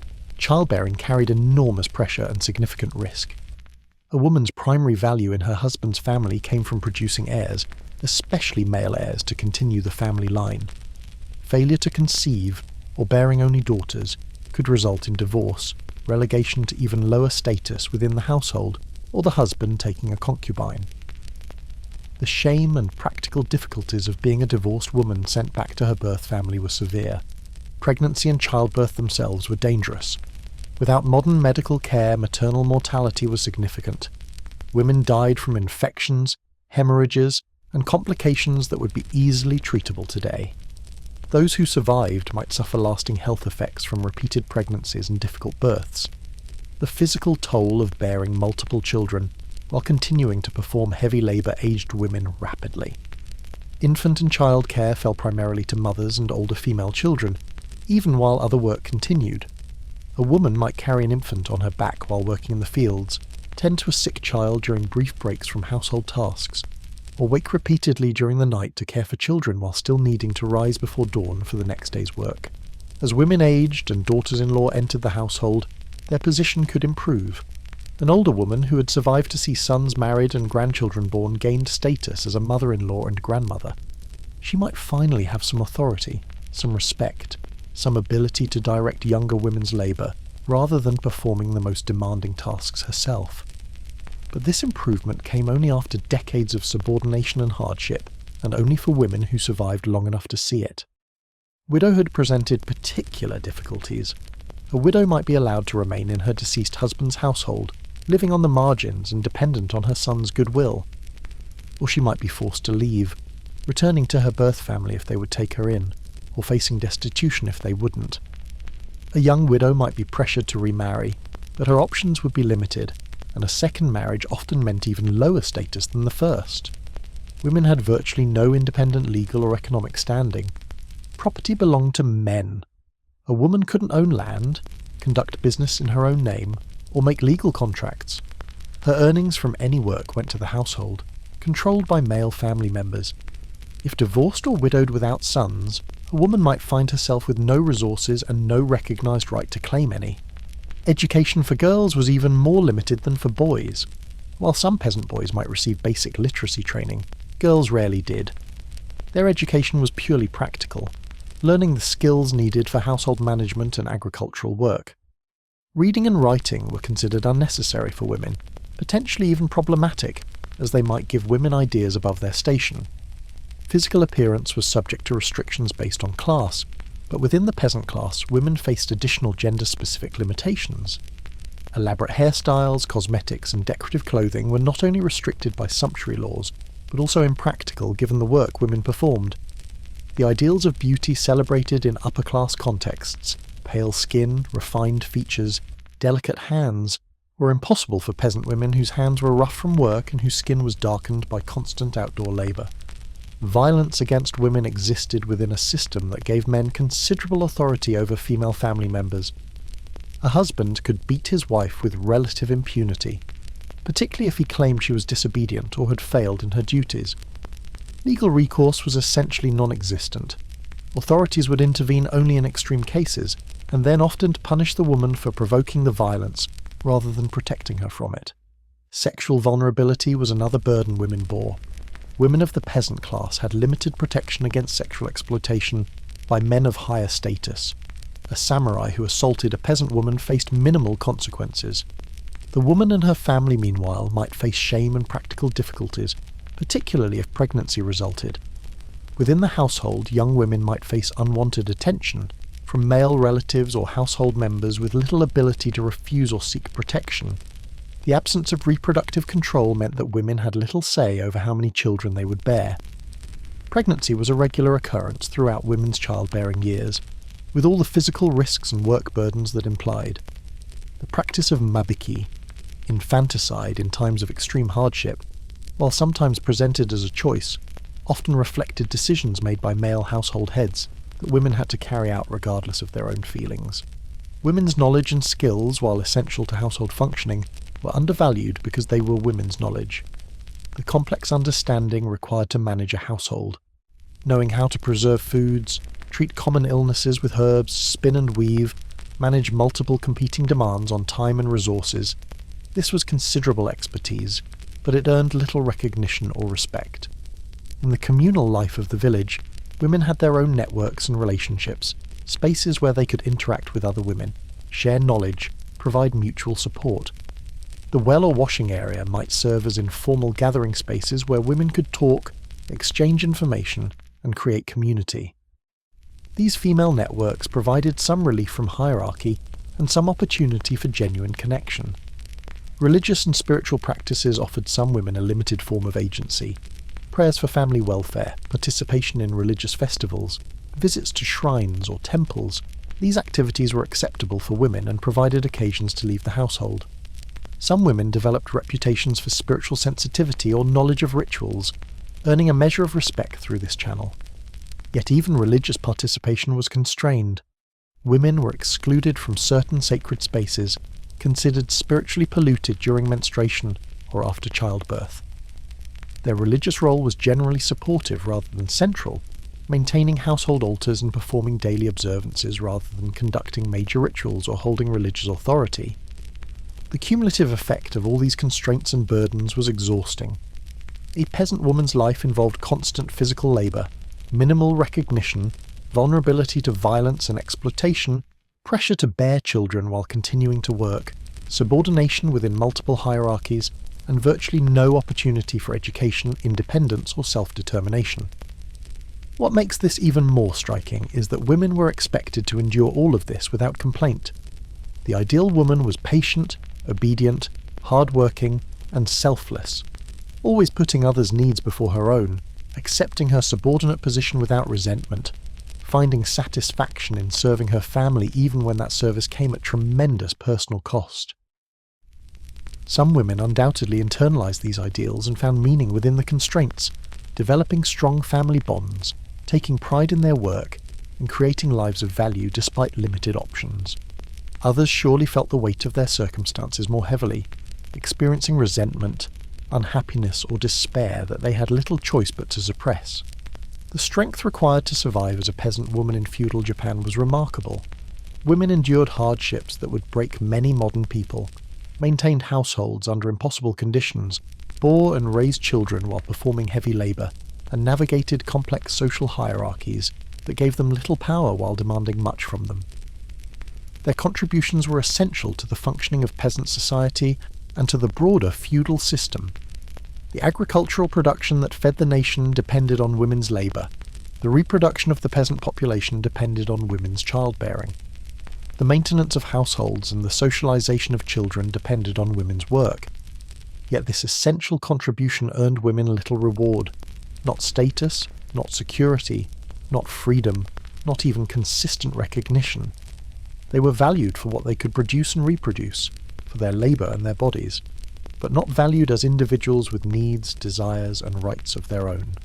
The women of peasant families in feudal Japan bore double burdens, the same economic and agricultural pressures that affected all peasants, plus additional constraints, vulnerabilities, and demands specific to their gender. They lived within multiple hierarchies that subordinated them to men and to older women, worked constantly at tasks both essential and undervalued, and faced their hardships within a system that offered them virtually no protection, opportunity, or recognition. Their lives exemplify the intersecting oppressions of class and gender, showing how systems of hierarchy compound to create particularly severe burdens for those at the bottom in multiple dimensions. The resilience they demonstrated, the work they performed, the families they sustained, all of this deserves recognition even as we acknowledge the profound injustice of the system within which they lived. For peasant families in feudal Japan, hunger was never far away. Even in good years, after taxes and with minimal surplus, meals were simple and portions modest. But when harvests failed, whether due to weather, pests, disease, or natural disaster, hunger transformed from a background concern into an immediate, desperate reality that could devastate families, villages, and entire regions. Famine in feudal Japan followed a grim pattern. It would typically begin with some agricultural catastrophe, a prolonged drought, excessive rainfall, an early frost, a typhoon at harvest time, or an infestation of pests. The immediate result was a reduced harvest. In a normal year, after the domain took its share of taxes, a family might be left with just enough rice and other grains to last until the next harvest, supplemented with vegetables from garden plots, occasional fish or game, and foraged foods. When the harvest was reduced by even 20 or 30%, this delicate balance collapsed. After taxes, which were rarely reduced proportionally to crop losses, families might be left with far too little to last through the winter and spring to the next planting. The realization that the stored food wouldn't last created immediate anxiety and forced impossible decisions about rationing. As food stores dwindled, families would first reduce portion sizes. Meals that were already modest became meagre. Rice would be mixed with increasing amounts of inferior grains, barley, millet, or whatever cheaper alternatives were available. As those ran out, people would turn to foods normally fed to animals or considered barely suitable for human consumption. Wild plants became crucial supplements to inadequate food stores. People would gather anything edible from the countryside: roots, tubers, tree bark, grasses, leaves. Knowledge of which wild plants were edible and how to prepare them was essential survival information. But as famine deepened and more people competed for these resources, even wild foods became scarce. The physical effects of hunger followed a predictable progression. At first, there was simply the discomfort of inadequate meals, the gnawing sensation of an unfilled stomach, the weakness that came from insufficient calories for the work still required. As malnutrition worsened, people lost weight, became lethargic, found it increasingly difficult to perform necessary labour. Children and the elderly suffered earliest and most severely. Children, still growing, needed adequate nutrition. When they didn't receive it, their development was impaired, their resistance to disease weakened. Elderly people, already frail, had little reserve to draw upon when food became scarce. Both groups were often given smaller portions than adults of working age, as the cruel logic of triage suggested that those who could work to produce the next harvest needed to be kept alive even if others suffered. Disease followed hunger with grim inevitability. Malnourished bodies couldn't fight off infections. Minor illnesses became deadly. Dysentery from consuming contaminated or unsuitable foods killed many. Beriberi from severe nutritional deficiency caused neurological damage and heart problems. People weakened by hunger would succumb to diseases that they might have survived with adequate nutrition. The social fabric began to deteriorate under extreme hunger. Families that had lived cooperatively might become suspicious and selfish, hoarding what little food they had. Theft of food became more common, even within villages where communal bonds had previously been strong. The desperation of watching one's children starve could drive people to actions they would never have considered in normal times. In the worst famines, when all other options were exhausted, some people turned to selling themselves or family members into servitude. A family might sell a daughter to a brothel, or a son into long-term service to a merchant or wealthier peasant, receiving some money or food in exchange. These transactions were acts of desperation, last attempts to allow some family members to survive, even if it meant separation, and often a harsh fate for those sold. The most horrific consequence of extreme famine was cannibalism. Historical records document instances during the worst famines where the bonds of civilization broke down entirely, where starving people consumed the dead, and in the most extreme cases, where the weak were killed to feed others. These instances were rare and represented the absolute nadir of human desperation, but the fact that they occurred at all demonstrates the severity of some famine conditions. Child abandonment increased during famines. Parents unable to feed their children might leave them at temples or in towns, hoping that someone with more resources might take them in. Some children were simply left to die, a terrible choice made when the alternative was watching them slowly starve while depleting resources that might allow others to survive. The practice of mabiki, infanticide, increased during famine periods. When a new baby was born into a family that couldn't feed the children they already had, the terrible calculation was made. Some infants were killed or left to die in the first hours or days of life. This practice was discussed euphemistically, if at all, but it was a reality of extreme hardship, a horrifying response to impossible circumstances. The emotional and psychological toll of famine was immense. Parents watched children waste away, unable to provide for them. The guilt, grief, and sense of powerlessness created deep psychological scars.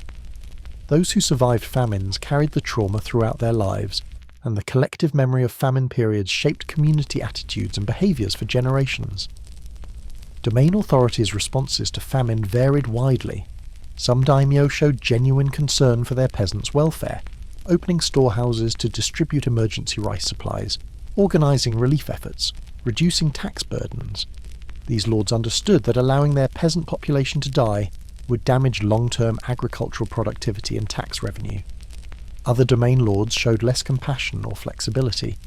Some maintained tax demands even during famine, prioritising samurai stipends over peasant survival. Some offered minimal relief, just enough to prevent complete population collapse but insufficient to actually alleviate suffering. The quality of leadership and the degree of official response often determined whether a harvest failure became a localised hardship or a catastrophic famine. The Tokugawa shogunate occasionally organised broader relief efforts during major famines that affected multiple regions. Emergency rice might be distributed, restrictions on rice trading might be eased to allow movement of supplies to affected areas, and domains might be ordered to open their storehouses. But these interventions were often too little, too late, and unevenly implemented. Major famines punctuate the history of feudal Japan. The Great Tenmei Famine of the 1780s killed hundreds of thousands of people. The Tenpo Famine of the 1830s created similar devastation. Each major famine left scars on the collective memory, stories passed down through generations about the time when people ate tree bark and grass, when children died in vast numbers, when the normal social order broke down under the weight of desperate hunger. Between major famines, smaller harvest failures and local food shortages created hardship regularly. A village might experience serious hunger once every decade or two, even if it escaped the massive regional famines. This regular recurrence meant that most peasant families experienced real hunger multiple times across a lifetime. The constant threat of famine shaped peasant mentality and behaviour. It reinforced extreme frugality, as wasting any food was understood to be potentially fatal when the next shortage came. It encouraged the preservation and storage of every possible food source. It made people view the future with anxiety, knowing that disaster could strike despite their best efforts. Religiously, famines were often interpreted as punishment from heaven for moral failings, or as tests of faith. People would pray for relief, make offerings at shrines and temples, participate in rituals meant to appease angry deities or invoke merciful intervention. These religious responses provided some psychological comfort and communal solidarity, even if they did nothing to address the material causes of famine. Some famines sparked uprisings and protests, which we'll discuss more in the next section. When people faced starvation while knowing that domain storehouses held rice, or that wealthy merchants were hoarding grain for profit, anger could overcome fear. Desperate people had less to lose, and the prospect of punishment seemed less terrible than watching one's family slowly die. The ecological knowledge that peasants developed partly aimed at preventing or mitigating famine. Diversifying crops meant that if one failed, others might survive. Maintaining forest and wild lands provided access to emergency foods. Careful water management protected against both flood and drought. This knowledge was practical wisdom born from experience with hunger. Recovery from famine was slow and difficult. Even after food became available again, people weakened by malnutrition needed time to recover physical strength. Fields might have been neglected during the famine, requiring extra work to return to productivity. Population losses meant labour shortages, making recovery harder. Communities that had suffered famine together carried collective trauma even as they rebuilt. What's particularly striking about famine in feudal Japan is how it revealed the fundamental injustice of the system. The rice that peasants grew with their own hands was taken as tax and stored in domain warehouses. When famine struck, peasants starved while these storehouses, filled with rice they had produced, remained closed or were opened grudgingly and insufficiently. Samurai continued receiving their rice stipends even during famines. They might face some reduction or delayed payment, but they rarely faced actual starvation. Wealthy merchants who had accumulated rice through trade often profited from famine by selling at inflated prices. The burden of hunger fell almost entirely on those at the bottom of society, those whose labour had created the food supply in the first place. This disparity was not lost on peasants. The awareness that they starved while others ate, that their labour fed those who did no agricultural work, that the system protected the well-fed while offering minimal protection to the hungry. This awareness could penetrate even the most thorough ideological conditioning. Famine made the injustice of the system visible in the starkest possible terms. The hunger that peasants faced, from the chronic mild malnutrition of ordinary years to the desperate starvation of famine periods, was perhaps the most visceral form of oppression they experienced. Hunger is immediate and undeniable. The physical pain of an empty stomach, the weakness of an undernourished body, the sight of one's children wasting away. These experiences couldn't be rationalized or spiritualized away. For peasant families in feudal Japan, the threat of hunger was constant, and the reality of hunger was regular. Their labour produced abundance, but that abundance was taken from them. They lived always with the knowledge that harvest failure could mean death, that the buffer between survival and starvation was thin, and that the system they supported with their work provided them minimal protection when they needed it most. For most of feudal Japanese history, peasants endured their hardships with remarkable patience. The combination of ideological conditioning, harsh punishments for resistance, collective responsibility that discouraged individual action, and simple exhaustion from constant labour kept most people compliant most of the time. Yet the system's oppression occasionally became so severe that even these powerful forces of social control couldn't contain peasant anger. When that happened, uprisings erupted, brief, often desperate explosions of resistance that revealed the limits of endurance. Peasant uprisings in feudal Japan, called iki, took various forms. Some were relatively organised protests with specific demands. Others were spontaneous eruptions of violence born from immediate crisis. Some involved hundreds of participants from a single village or group of villages. Others grew to include thousands or tens of thousands of people across broader regions. What they shared was a willingness, however temporary, to challenge the system that oppressed them. The causes of uprisings were usually economic. Excessive taxation that left peasants unable to feed their families was the most common trigger. When a domain increased tax rates beyond what people could bear, when officials collected taxes ruthlessly without regard for crop failures or family circumstances, when the gap between what was taken and what was needed for survival became too great, resistance became preferable to continued compliance. Famine often precipitated uprisings. When people were starving while domain storehouses held rice, while wealthy merchants hoarded grain, while authorities failed to provide relief, desperation overcame fear. Hungry people with nothing left to lose became dangerous.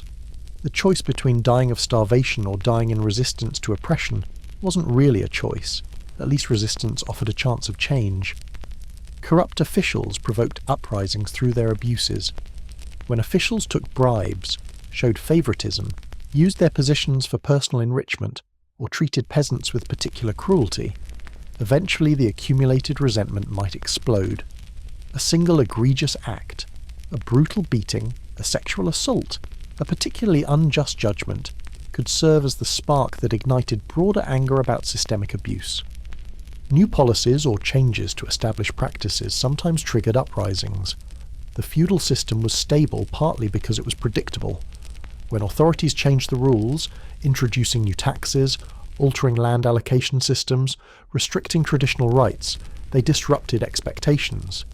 If the changes were particularly burdensome or seemed illegitimate, resistance might follow. Uprisings typically began with attempts at formal petition. Before resorting to violence, peasants usually tried to work within the system. Village headmen or representatives would submit written petitions to domain authorities, explaining the hardships faced and requesting relief. Lower taxes, emergency rice distribution, removal of corrupt officials, or reversal of harmful policies. These petitions were carefully worded to express respect for authority, while making clear the severity of the situation. They might reference precedent, argue that the current policies violated proper governance principles, or appeal to the Lord's compassion for his suffering subjects. The tone was supplicating rather than demanding, peasants asking for mercy rather than asserting rights they didn't legally possess. Sometimes petitions worked. A wise daimyo or a compassionate official might grant some relief, recognizing that pushing peasants too far risked greater problems. Tax might be reduced somewhat, corrupt officials might be transferred or punished, some emergency measures might be implemented. These successes reinforced the petition system and channeled discontent into formal processes rather than violence. But often petitions were ignored, rejected, or met with punishment for those who submitted them. Authorities might view the petition itself as insubordinate, as an improper challenge to their authority. The petitioners might be arrested, beaten, or executed as examples to discourage further complaints. When this happened, when formal channels were closed, the pressure for more direct action increased. The decision to move from petition to uprising was momentous and fraught with danger. Everyone knew the likely consequences. Participants in uprisings faced severe punishment if captured, torture, execution, and retribution against families and villages.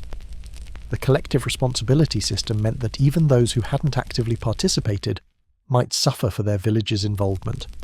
The risks were enormous, yet sometimes the risks seemed worth taking. The calculation shifted when continued compliance meant certain death from starvation, when watching one's children slowly die seemed worse than any punishment, when anger and desperation overcame calculation of consequences. In these circumstances, thousands of people might mobilize for resistance. Uprisings took various tactical forms.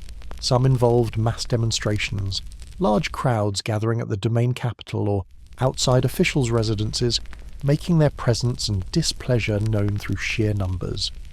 The sight of thousands of normally compliant peasants organised and angry could be intimidating even to samurai authorities. Others involved destruction of property, attacking rice warehouses, burning tax records, destroying the homes or property of particularly hated officials or wealthy merchants. This property destruction served both practical purposes, taking rice for immediate needs, eliminating records of debts or tax obligations, and symbolic ones, demonstrating the ability to strike back against the system. Some uprisings involved violence against individuals, corrupt officials, harsh tax collectors, exploitative merchants, abusive landlords. These might be attacked, beaten, sometimes killed. This violence was usually targeted rather than random, directed at specific individuals blamed for specific abuses. It represented a temporary inversion of the normal power relationship, where the usually powerless struck at those who usually held power over them. Organizational patterns varied. Some uprisings were spontaneous, erupting quickly without much planning, when some immediate trigger created collective anger. Others were carefully planned, with secret meetings to coordinate actions, designated leaders to direct activities, and thought-out strategies for achieving goals while minimizing casualties. Communication during uprisings used whatever channels were available. Messengers might run between villages to spread word and coordinate actions. Symbols, flags, banners, particular clothing or adornments helped identify participants and create group cohesion. Drums or bells might serve as signals. Despite being mostly illiterate, peasants could organize sophisticated collective action when sufficiently motivated. Leadership in uprisings was complex. Sometimes village headmen, despite their official positions, led or supported uprisings, recognizing that their own community's survival required resistance. Other times, leadership emerged from among ordinary peasants, individuals who had the respect of their community, the courage to act, and the ability to articulate grievances and organise responses. The demands of uprisings were usually practical rather than revolutionary. Participants rarely questioned the fundamental system of feudal hierarchy. They weren't seeking to overthrow the daimyo or eliminate the samurai class.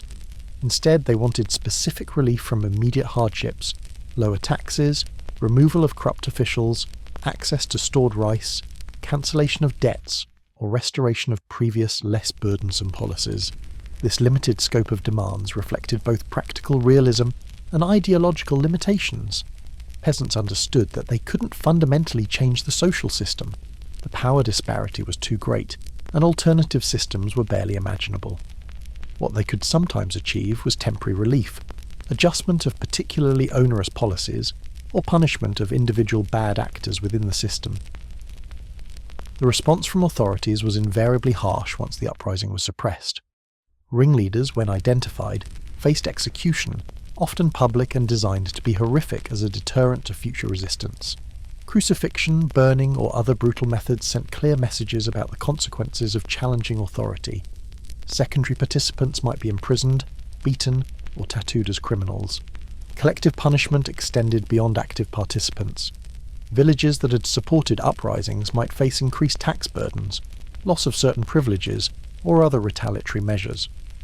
The collective responsibility system meant that entire communities paid for resistance, creating social pressure against future uprisings as neighbours who had suffered retribution would be reluctant to risk further punishment. Yet sometimes uprisings achieved their immediate goals even as participants faced punishment. Authorities might grant the demands that sparked the uprising, reducing taxes, removing corrupt officials, distributing emergency rice, while simultaneously punishing the uprising's leaders. This contradictory response acknowledged the legitimacy of grievances while maintaining the principle that resistance itself was intolerable. Some notable uprisings left lasting marks on history. The Shimabara Rebellion of 1637 to 1638, though partly religious in character, involved thousands of peasants and took months to suppress, resulting in tens of thousands of deaths. Smaller uprisings occurred with some regularity throughout the feudal period, concentrated in times of particular hardship like the major famines. Statistical analysis of uprisings shows patterns. They increased during economic crises and decreased during periods of relative stability. They were more common in domains with particularly harsh governance and less common where lords maintained more reasonable policies. They tended to cluster. One uprising might inspire others, as word spread that resistance was possible. The psychological impact of uprisings extended beyond immediate participants. Even failed uprisings demonstrated that resistance was possible, that peasants could organise and act collectively, that the seemingly omnipotent system had vulnerabilities. The memory of uprisings lived on in oral traditions, stories passed down about when the common people stood up and fought back. For authorities, uprisings were troubling precisely because they revealed systemic problems. A well-governed domain shouldn't produce desperate uprisings. The occurrence of resistance suggested that officials had pushed too hard, taken too much, failed in their paternalistic duties. Some uprisings led to genuine policy reforms as authorities recognised the need to maintain social stability. The moral complexity of uprisings is worth noting. From one perspective, they represented desperate people defending their survival through the only means available. The courage required to face almost certain punishment in pursuit of relief for one's community deserves recognition. From another perspective, uprisings sometimes involved violence against individuals, destruction of property, and breakdown of social order that created additional suffering. What uprisings reveal most clearly is that the system's stability rested on a foundation that required constant maintenance. Peasant compliance wasn't natural or automatic. It was produced through ideological conditioning, social structures, and threat of punishment. When circumstances became severe enough that compliance could break down, the system could contain this resistance through superior force, but it couldn't eliminate the underlying conditions that produced it. Uprisings were the exceptions that proved the rule. Their rarity demonstrated how effectively the feudal system controlled the peasant population most of the time. Their occurrence demonstrated that beneath the surface compliance, resentment existed, that people understood the injustice even if they usually couldn't act against it, and that when pushed far enough, even the most oppressed people would resist. For individual participants in uprisings, the experience must have been intense and complex. The fear and exhilaration of resistance, the solidarity of collective action, the hope that conditions might improve, the terror of potential consequences. For those who survived, they carried memories of having stood against oppression, even if briefly, even if unsuccessfully. For those who died, they became martyrs to their communities, remembered as people who cared enough about justice or survival to sacrifice themselves. The uprisings of feudal Japan weren't revolutionary in the modern sense. They didn't seek to remake society or establish new systems of governance. But they were profound acts of resistance within the constraints of their historical moment, desperate attempts by oppressed people to alleviate unbearable suffering, to hold authorities accountable to some minimal standard of human treatment, and to assert, however briefly, that their lives and their children's lives mattered. Despite the hardships, restrictions, and injustices that defined peasant life in feudal Japan, people still created meaning, celebrated beauty, maintained traditions, and found moments of joy and connection. Understanding these cultural elements is essential to seeing peasants as full human beings rather than merely victims of oppression. Their lives contained richness alongside difficulty, meaning alongside suffering, community alongside exploitation. Seasonal festivals provided crucial breaks in the relentless work routine and opportunities for celebration. The New Year was the most important festival, marked by special foods when available, visits to shrines and temples, paying respects to ancestors, and hopes for the coming year. Even poor families tried to have something special to mark this important transition. Perhaps slightly better rice, a small treat for children, decorations made from whatever materials were available.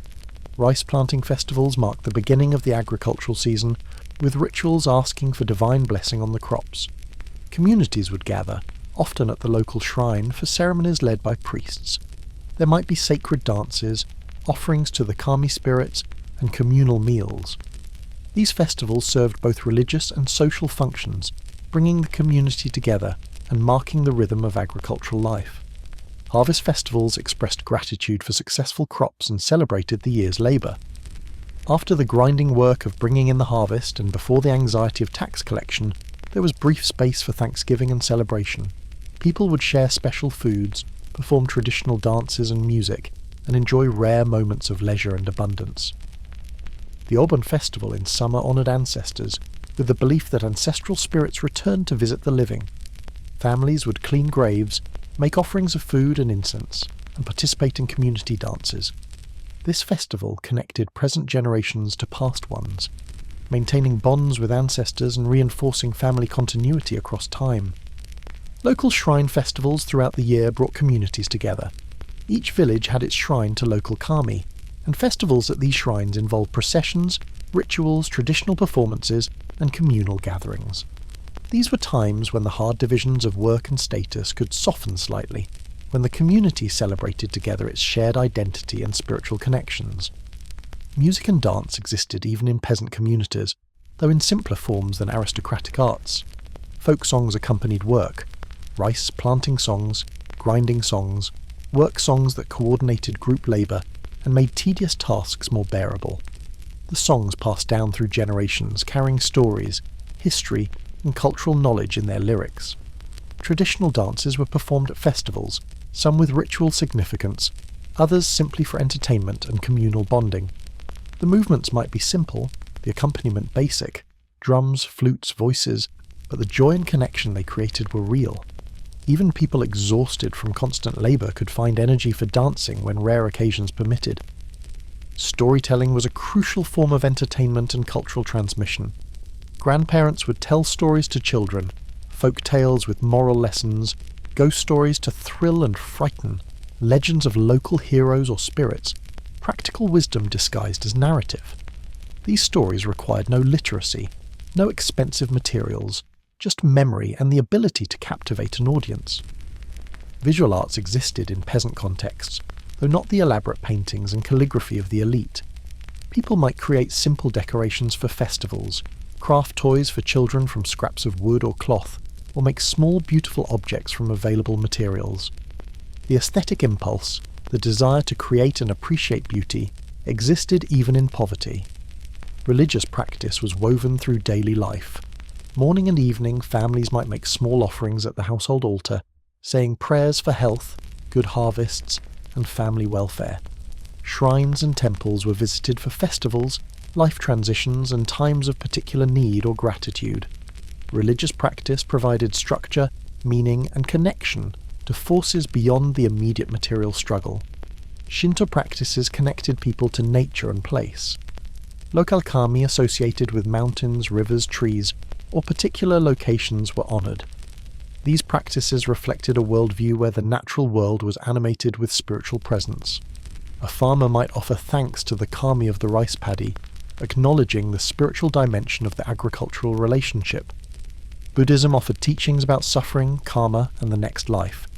For people experiencing hardship, Buddhist philosophy provided explanations and consolation.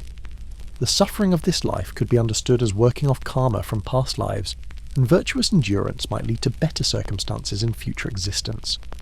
Whether or not this provided genuine comfort, it offered a framework for making meaning from difficulty.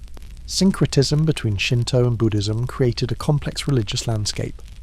People might visit both shrines and temples, participate in both types of rituals, and integrate beliefs from both traditions. This religious flexibility allowed individuals to draw on multiple spiritual resources for different needs and occasions. Life cycle rituals marked important transitions. Births, even in poor families, were celebrated with what small ceremonies were possible. Coming of age was acknowledged. Marriages, though often arranged and practical, still involved rituals and celebrations that honoured the new family bonds being created. Deaths required proper Buddhist funeral rites to ensure the deceased would be properly cared for in the afterlife. These rituals served multiple functions. They marked transitions, helped individuals and families process major life changes, reinforced community bonds as neighbours participated in each other's important moments, and maintained connections between the living and the dead through ancestor veneration. Proverbs and folk wisdom were passed down orally, containing practical knowledge and cultural values. Some taught practical lessons about agricultural timing or weather prediction. Others conveyed moral teachings about virtue, hard work, or proper social relationships. This wisdom literature required no writing. It lived in memory and speech, passed from generation to generation. Games and recreational activities existed within constraints. Children's games have been mentioned, but adults also found moments for recreation. Simple gambling games might occur, particularly during festivals when such activities were more tolerated. Physical contests or demonstrations of skill provided entertainment and friendly competition. Bathing culture, where accessible, provided not just hygiene but social and recreational benefits. Communal baths, where they existed, were places for relaxation, conversation, and connection. The act of bathing together created intimacy and community, a brief respite from work and hierarchy. Food culture, despite limited resources, still involved skill and aesthetics. The way food was prepared, presented, and consumed involved traditions and techniques. Seasonal foods were appreciated when available. Special occasion foods, even if simple by modern standards, were savoured and celebrated.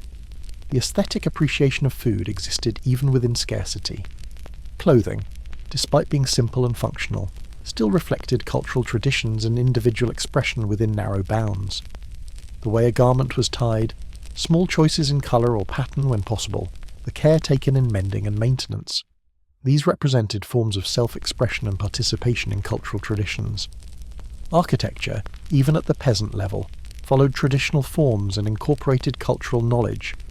The design of homes, the materials used, the arrangement of space, the relationship between built structures and natural environment, all reflected centuries of accumulated wisdom and aesthetic sensibility adapted to practical constraints. Landscape appreciation existed in peasant consciousness. The changing seasons, the beauty of rice paddies at different stages of growth, the mountains in the distance, the play of light at different times of day, these could be noticed and appreciated even by people exhausted from labour. The capacity to find beauty in one's surroundings persisted despite hardship. Community bonds provided emotional sustenance. Neighbours who worked together, suffered together, celebrated together, developed genuine connections. The solidarity created through shared experience, mutual aid in times of crisis, and collective participation in festivals and rituals created a social fabric that gave life meaning beyond mere survival. Humour existed as a coping mechanism and form of resistance, the ability to laugh at difficulties, to find absurdity in hardship, to make jokes about authorities, carefully when safe, provided psychological relief. Folk humour often included gentle mockery of the powerful, expressing through laughter what couldn't be said directly. Family relationships, despite the hierarchies within them, also contained love and care. Parents cared deeply about their children's welfare even within a system that limited what they could provide. Siblings developed bonds through shared experience. Married couples often developed genuine affection even in arranged marriages. The human capacity for love and connection persisted within oppressive structures. Marriage ceremonies, even for poor peasants, involved traditions that honoured the occasion. There might be simple gifts exchanged, special food shared, blessings offered, and celebration within the community's means. These rituals marked the importance of the union and the creation of new family bonds. Childbirth involved traditional practices and communal support. Experienced women would assist in delivery, using knowledge passed down through generations. There were rituals to protect mother and child, to welcome the new life into the community, to hope for the child's health and future. Despite the dangers of childbirth, the arrival of a child was celebrated. Death rituals ensured that the deceased received proper treatment and that the living could grieve and find closure. Buddhist funeral rites, however simple, provided structure for processing loss. The ongoing practices of ancestor veneration meant that the dead remained part of the family, continued members of the household honoured and remembered. Craftsmanship, even in making simple tools or household items, involved skill and often pride in work well done. A farmer might take satisfaction in a well-made tool, a woman pride in cloth she had woven, a craftsman pleasure in an item created with care. The ability to do work skillfully provided a form of dignity and self-worth. Oral history and genealogy connected people to their ancestors and to a longer historical narrative. Families remembered their lineage, knew stories of ancestors' lives and deeds, maintained a sense of continuity across generations. This historical consciousness provided identity and rootedness, even for people who lived in a single village their entire lives. Seasonal awareness was profound in agricultural communities. People knew intimately the signs of changing seasons, the patterns of weather, the behaviours of plants and animals that indicated what was coming. This knowledge was practical but also aesthetic, a deep attunement to natural rhythms and changes. The moon featured prominently in peasant consciousness. The lunar calendar structured agricultural work, and the moon's phases were carefully noted. Moon viewing, though a refined practice among elites, existed in simpler forms among peasants who might pause to appreciate a particularly beautiful moon when work allowed. Gardens, even tiny ones, provided opportunities for cultivation of beauty alongside utility. A few flowers among the vegetables, a carefully shaped shrub, attention to the aesthetic arrangement of even a small space. These represented the desire for beauty and the ability to create it within severe constraints. Textile patterns and techniques, passed down through generations, represented cultural traditions and regional identities. Even with limited materials, women developed regional styles, particular techniques, patterns that identified where cloth had been made. These traditions connected individuals to broader cultural and geographic identities. Sacred sites in the landscape, particular trees, rocks, springs or mountains, were recognised and honoured. These sites connected communities to place, to spiritual traditions, and to the natural world. They provided locations for prayer, for seasonal observances, and for individual spiritual practice. What all of these cultural elements demonstrate is that peasant life, despite its hardships, was not devoid of meaning, beauty, connection, and joy. People created and maintained traditions, celebrated what they could, found pleasure in small things, and built lives that had value and richness despite material poverty and political oppression. The culture of peasant communities represented genuine human flourishing within severe constraints. It showed remarkable resilience and creativity, the ability to make meaning, create beauty, and maintain humanity even in difficult circumstances. This cultural life wasn't a compensation for oppression or a justification for it, but rather a testament to the human spirit's capacity to persist, to find connection and meaning, and to create value even when larger systems deny it. While the vast majority of common people in feudal Japan lived as agricultural peasants, there were other positions within the lower tiers of society, each with its own particular characteristics, advantages and disadvantages. Understanding these alternatives provides fuller picture of the range of experiences for those born outside the samurai class. Artisans and craftsmen occupied a theoretically respectable position in the Confucian social hierarchy, below samurai and farmers, but above merchants. In practice, their lives varied considerably, depending on their specific craft, skill level, and location. A highly skilled craftsman in a castle town might enjoy relatively comfortable circumstances, while a rural craftsman with common skills might struggle like their farming neighbours. Skilled artisans, carpenters, blacksmiths, potters, weavers, sack brewers provided essential services and goods. Their work required years of training, typically through apprenticeship systems where young people learned trades from masters. A successful craftsman might achieve some economic security, perhaps even accumulating modest wealth, though this was always constrained by sumptuary laws and social restrictions. Apprenticeships began in childhood or early adolescence and lasted for years. An apprentice lived with the master's family, working in exchange for training, room, and board. The conditions varied with the master's character. Some treated apprentices fairly, others exploited their labour. The apprentice occupied the lowest status in the household, performing menial tasks alongside learning the craft. After completing apprenticeship, a craftsman might work as a journeyman for additional years, before potentially establishing their own workshop. This path required both skill and capital.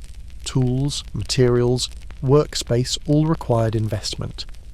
Many craftsmen never achieved independent status, instead working for others throughout their lives.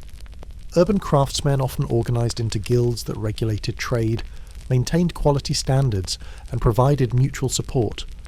These organisations could protect members' interests but also restricted competition and innovation. The guild determined who could practice a craft, where they could establish shops and what they could charge. This provided stability but also limitation. Rural craftsmen serving agricultural communities had less organisation and generally lower status than their urban counterparts. A village blacksmith making and repairing farm tools, a local weaver producing rough cloth, a carpenter building and maintaining peasant homes, these craftsmen were essential but rarely prosperous. They often farmed as well to supplement their income. Some crafts were hereditary, passed from parent to child across generations. A blacksmith's son would likely become a blacksmith, learning from his father and inheriting the workshop. This hereditary pattern provided stability and ensured skill transmission, but also limited opportunity for those born into families without a valuable craft.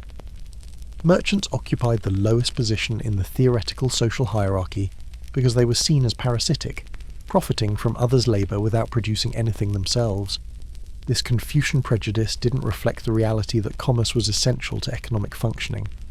In practice, successful merchants often wielded considerable economic power despite their low social status.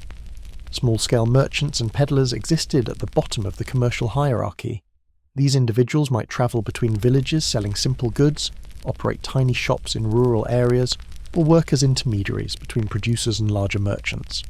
Their income was uncertain, their social status minimal, but they performed economic functions that enabled rural communities to access goods they couldn't produce themselves. Larger merchants in castle towns and cities could accumulate substantial wealth through trade in rice, textiles, sake, and other commodities. The paradox of their position, low social status but high economic power, created complex dynamics. Wealthy merchants couldn't openly display their wealth due to sumptuary laws, couldn't hold political office, and had to show deference to samurai regardless of the economic relationships between them. Some merchants developed close relationships with daimyo, serving as financial agents, providing loans, managing commercial aspects of domain economies. These connections could provide protection and opportunity, but they also involved risk. A merchant too closely associated with a fallen daimyo might lose everything. Money lending was often conducted by merchants or by temples. Lending to peasants at high interest rates could be profitable, but was also risky. Peasants might be unable to repay, and authorities sometimes cancelled debts to prevent social unrest. Lending to samurai was safer regarding collection, though samurai were frequently indebted and slow to repay, but politically delicate. Servants in samurai households occupied an intermediate position. They weren't independent, but weren't quite at the bottom of society either. A servant in an important household might have some status by association, perhaps better living conditions than a poor farmer, but they also had no freedom and were subject to their employer's whims. Domestic service could be a survival strategy for peasant families. Sending a son or daughter into service in a town or samurai household meant one less mouth to feed and possibly some money or goods sent back to the family. The servant gained exposure to different environments and skills, though often at the cost of hard work in someone else's household. Temple servants and workers occupied a special category. Temples and shrines required maintenance, and larger religious institutions employed various workers. These positions might provide stability and connection to religious institutions, but the work was often demanding and the pay modest. Some temple workers held semi-religious roles, others purely practical ones. Performers and entertainers existed on the margins of society. Travelling performers, acrobats, storytellers, musicians, moved between communities providing entertainment. Their mobility was both freedom and vulnerability. They existed outside normal social structures, which meant they escaped some constraints but also lacked protection and stable community. Some performing traditions were hereditary, with skills passed down within families or groups. Kabuki actors, though the art form was popular, were officially classed among outcasts because performers were seen as corrupting public morals.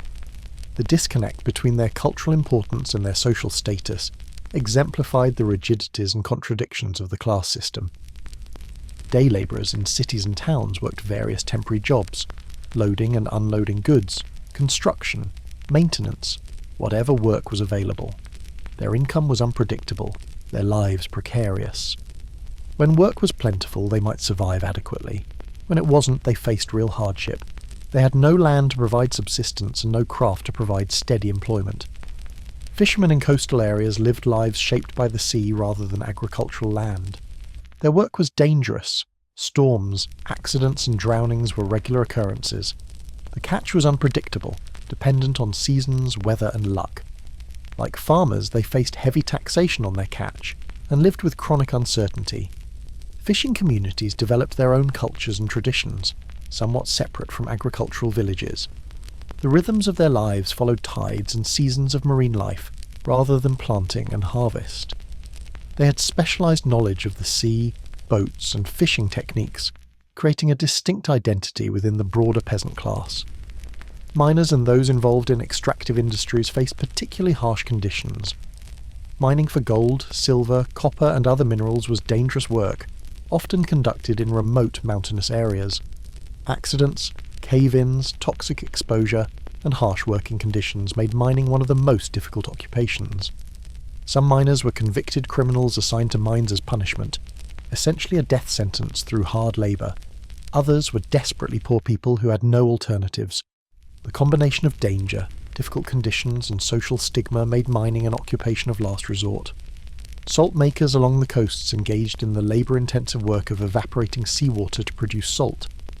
This essential commodity was heavily taxed and regulated. The work was demanding, requiring constant attention to the evaporation process, and provided modest returns for considerable effort. Outcasts, labelled Ita and Hinin, formed the absolute bottom of the social hierarchy.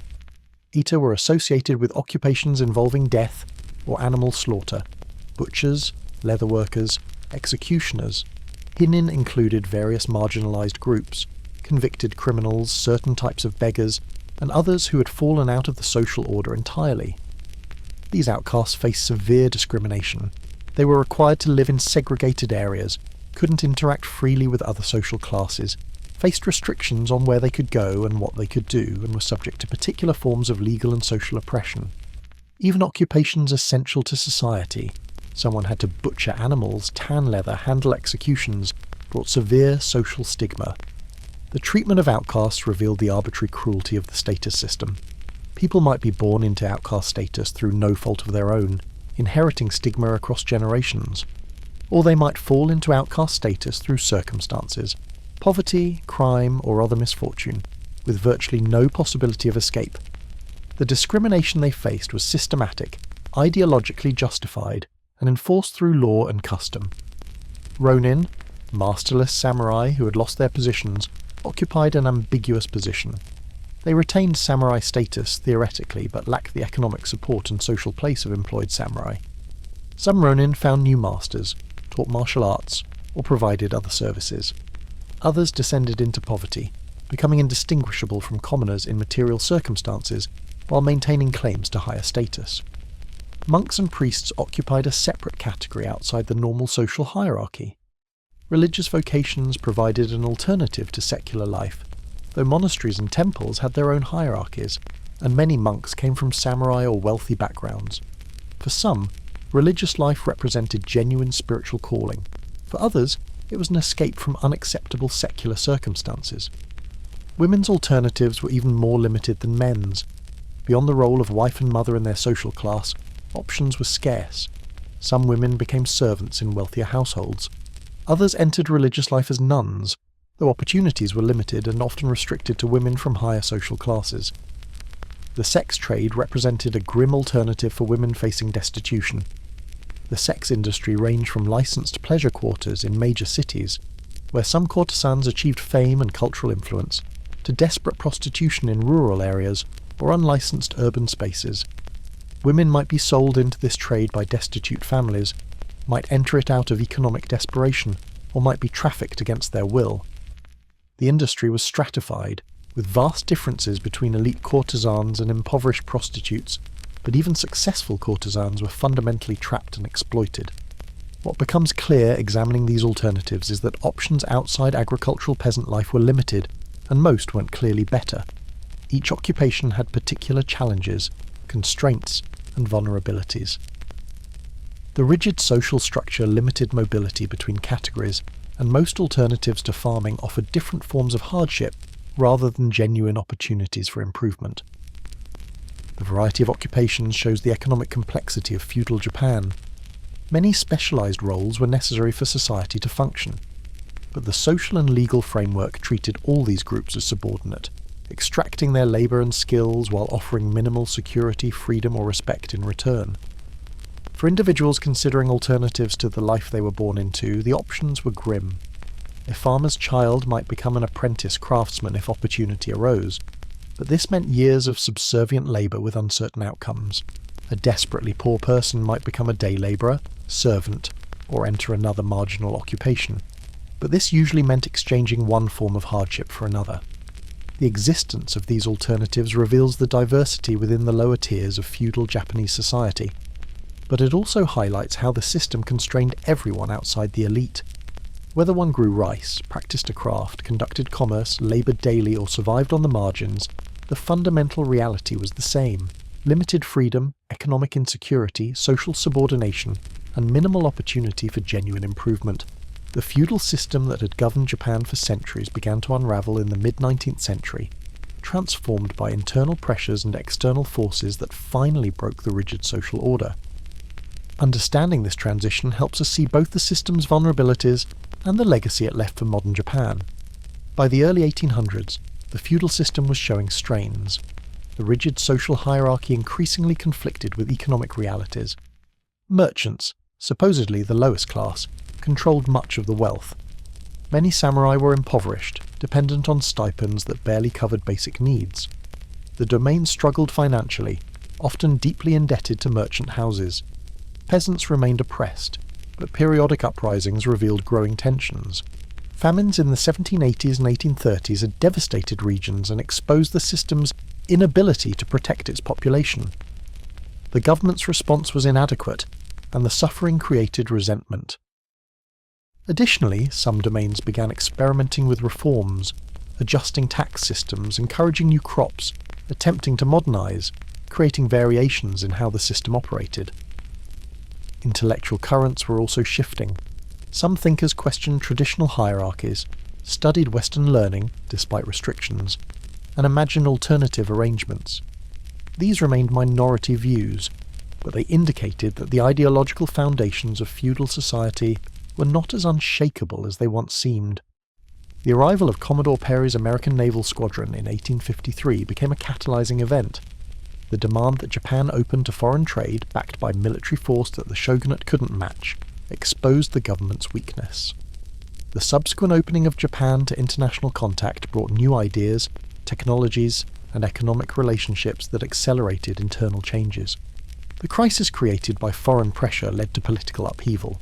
Domains that had long chafed under shogunate control saw opportunity. Political movements formed, debating Japan's future. Some advocated modernization while preserving traditional social order. Others saw the need for more fundamental changes. The debates were conducted primarily among samurai and intellectuals, but their outcomes would affect everyone. The Meiji Restoration of 1868 marked the formal end of the shogunate and the beginning of rapid modernization. The new government, ruling in the emperor's name, embarked on transforming Japan into a modern state that could resist Western imperialism. This required dismantling much of the feudal structure. The class system was officially abolished in the early Meiji period. The legal distinctions between samurai, farmers, artisans, and merchants were eliminated. In theory, everyone became equal subjects of the emperor, with equal legal rights. This dramatic change on paper took much longer to manifest in reality, as social attitudes and economic inequalities persisted. For peasants, the abolition of class distinctions didn't immediately transform their lives. They were still poor, still primarily agricultural workers, still lacked education and capital. But the legal changes did open possibilities. Mobility restrictions were lifted. People could move, change occupations, pursue opportunities without legal barriers. These freedoms were meaningful even if economic constraints still limited what most people could do with them. Land reform was crucial. The new government established clear private property rights, allowing peasants to own the land they farmed. This was significant. For the first time, farmers could be legal owners rather than tenants or tax-burdened cultivators on domain land. However, the reform also required land taxes to be paid in money rather than rice, and these taxes could be burdensome, leading some farmers to lose their newly acquired land to creditors. The government abolished the samurai class as a legal category, ending their stipends and privileges. Former samurai received bonds as compensation, but many fell into poverty. The loss of their monopoly on warfare and governance status was profound. Some successfully transitioned to new roles in business, government, or education. Others struggled with a world where their traditional status meant nothing. Education became a priority for the Meiji government, which established a national school system. For the first time, elementary education became accessible to commoners, including girls. Literacy rates rose dramatically over the following decades. This transformation gave descendants of illiterate peasants access to knowledge and opportunities their ancestors couldn't have imagined. Industrialization began changing economic structures. Textile factories, initially employing mostly young women from rural areas, represented new forms of labour and opportunity. Young women who might have spent their lives in agricultural labour and domestic service could now earn wages in factories. The conditions were often harsh, and exploitation certainly occurred, but it represented a different path than what had been available. The development of infrastructure, railroads, roads, telegraph lines, connected the country in new ways. Rural areas became less isolated. Urban centres grew as migration became possible. The movement of people, goods, and information accelerated, breaking down the geographic isolation that had characterised peasant life. Military conscription, instituted in the 1870s, drew men from all backgrounds into the army. Former peasants could become soldiers, a role previously reserved for samurai. This created new forms of social mixing and new routes to status and respect. Military service became a path for social advancement for some, though it also created new forms of regimentation and control. Legal reforms established Western-style law codes, courts, and procedures. The arbitrary justice of the feudal period was replaced with more systematic legal processes. While the new system had its own problems and biases, it did provide more predictable and theoretically more equitable treatment than the old class-based system. Economic development created new social classes. An industrial working class emerged in cities. A capitalist class of entrepreneurs and business owners developed, some from merchant backgrounds, others from former samurai or even wealthy peasant families who seized new opportunities. The rigid four-class system was replaced by economic stratification based on wealth and occupation. However, the transition wasn't uniformly positive. Industrialization created new forms of exploitation. Factory workers faced long hours, dangerous conditions, and minimal labour protections.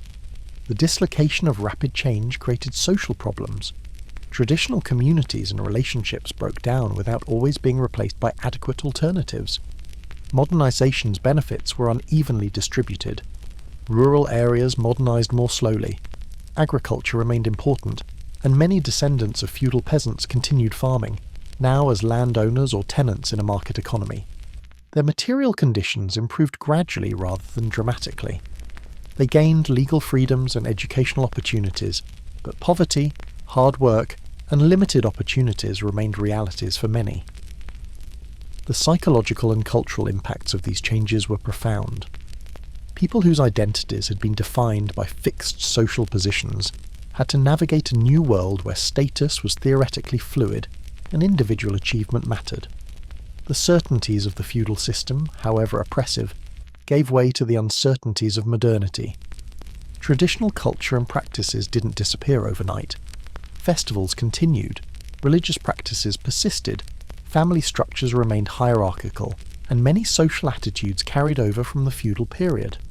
The official end of the class system didn't immediately eliminate the prejudices and assumptions that had been built up over centuries. Discrimination against former outcasts continued unofficially long after their legal status changed. Descendants of samurai often retained social prestige even without legal privileges. Wealthy peasants and successful merchants might gain economic power while still facing social prejudice from those who remembered the old hierarchies. Women's legal status improved in some ways. They could receive education, own property, and had more freedom in choosing spouses. But gender inequality persisted. The new legal codes enshrined male household headship, and women's educational and economic opportunities remained limited compared to men's. The double burdens of the feudal period translated into different but still significant challenges in the modern period. The Meiji government promoted nationalism and emperor worship as unifying ideologies to replace the old class system. All Japanese were now subjects of a divine emperor, united in the project of building a strong nation. This created new forms of identity and belonging, but also new pressures and expectations, particularly as Japan pursued imperial expansion and militarization. By the early 20th century, Japan had transformed remarkably. The country had industrialized, developed a modern military, established a constitutional government, and become an imperial power. The descendants of feudal peasants were now citizens of a modern state, workers in factories, soldiers in a powerful army, students in schools. The legacy of the feudal period remained visible in various ways. The emphasis on hierarchy and proper social relations persisted in business organizations and social interactions. The regional variations that had developed under different daimyo contributed to distinct local identities. Family structures and gender relations retained traditional elements even within modern contexts. The experience of oppression and the cultural adaptations peasants developed didn't simply disappear. The values of endurance, communal responsibility, and respect for authority that had been necessary for survival under feudalism shaped how subsequent generations approached modernity. This cultural inheritance had both positive and negative aspects, fostering social cohesion, while sometimes discouraging individual assertion. Economic inequality, though now based on class rather than inherited status, remained significant. The capital and connections needed to succeed in the new economy weren't equally distributed.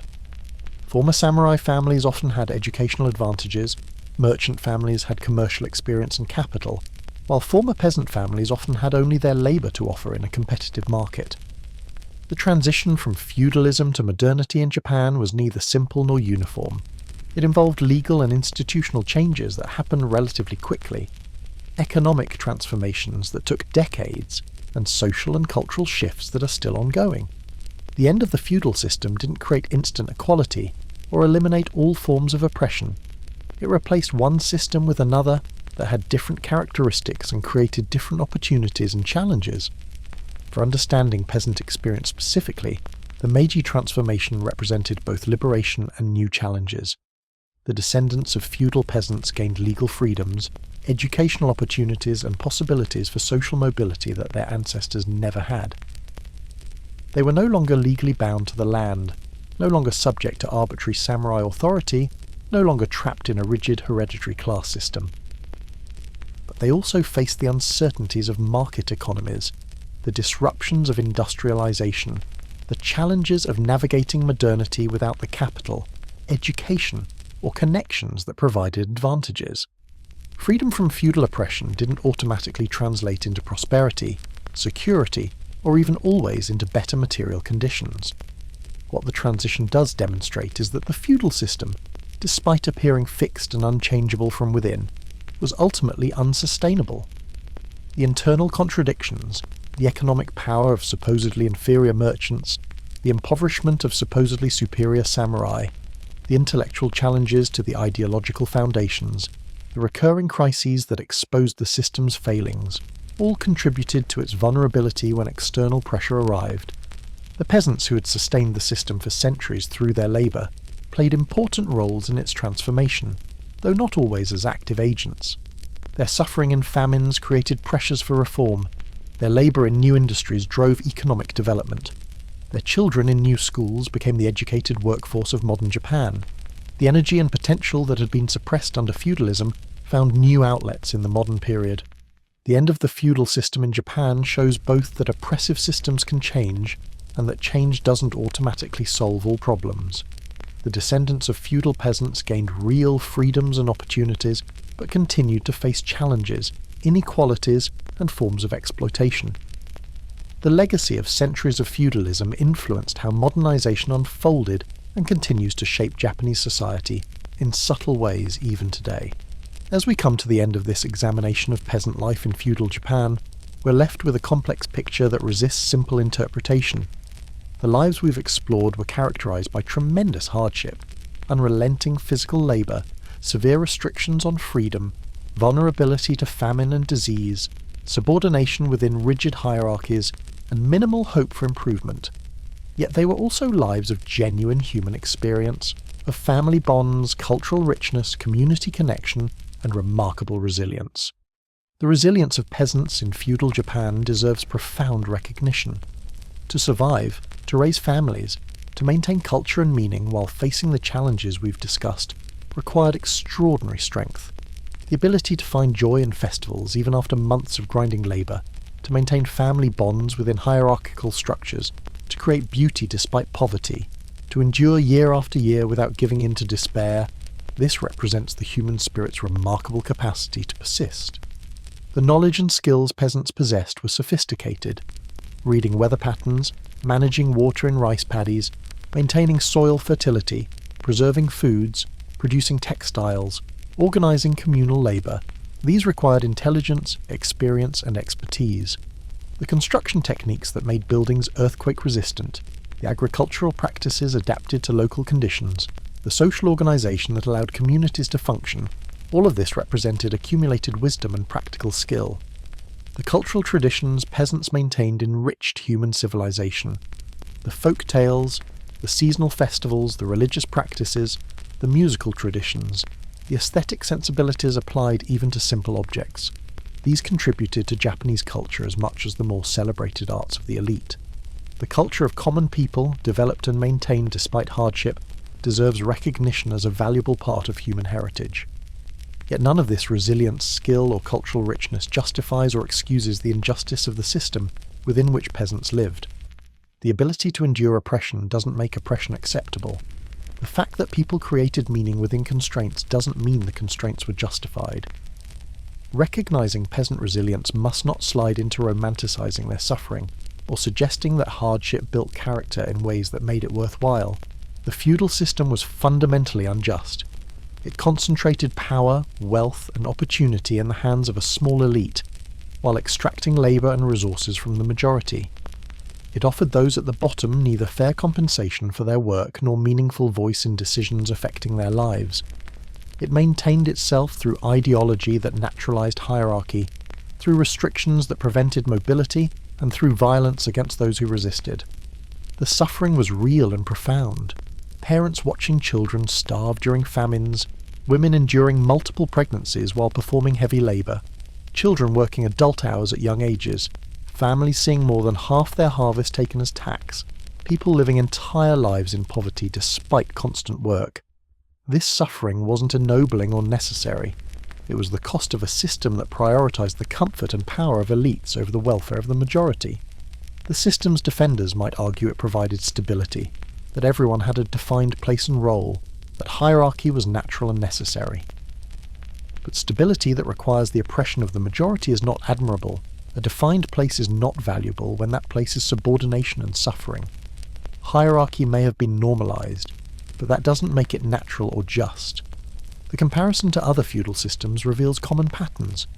Feudal Europe, medieval Islamic societies, other pre-modern hierarchical systems all showed similar structures where elites extracted resources from labouring majorities, where rigid social divisions limited freedom and opportunity, where the majority worked hard and received little. The particular details varied, but the fundamental dynamic of exploitation persisted across contexts. What distinguishes human societies is not whether hierarchy and inequality exist. They have existed in most complex societies, but the degree of inequality, the treatment of those at the bottom, the opportunities for mobility and improvement, and the ideologies used to justify or challenge the existing order. Feudal Japan represented an extreme case of rigid hierarchy, limited mobility, and comprehensive control over subordinate populations. The transition to modernity improved many aspects of life for the descendants of feudal peasants. Legal equality, educational opportunity, freedom of movement, the possibility of social advancement, these were real gains that shouldn't be minimized. The ability to own land, to change occupations, to have some voice in governance, to access knowledge previously denied, these freedoms matter profoundly. Yet the transition also reveals that formal legal changes don't automatically eliminate inequality or ensure justice. Economic inequality, though no longer legally enforced, persists. Social attitudes shaped by centuries of feudalism don't disappear immediately. New forms of exploitation emerge even as old ones are eliminated. Modernity brought its own challenges and injustices, even as it removed feudal oppressions. What can be learned from examining feudal peasant life? Perhaps several things. First, that human beings can endure extraordinary hardship and still create lives of meaning and value. The resilience demonstrated by peasants in feudal Japan reminds us of human capacities for survival, adaptation, and the creation of culture even in difficult circumstances. Second, that oppressive systems are neither natural nor inevitable. The feudal hierarchy was constructed and maintained by human choices, power relationships, and ideological work. What humans create, humans can change.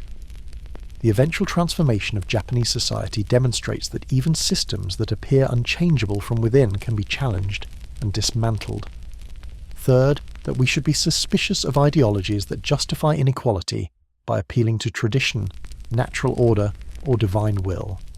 The claims that peasants should accept their station, that hierarchy was natural and proper, that suffering in this life would be rewarded in the next life next, these serve to maintain an unjust system. Similar rhetorical strategies are used to justify inequalities in various contexts, and recognizing them helps us evaluate contemporary arguments more critically. Fourth, that economic systems that extract most of the value created by workers' labour are fundamentally exploitative, regardless of the ideological justifications offered.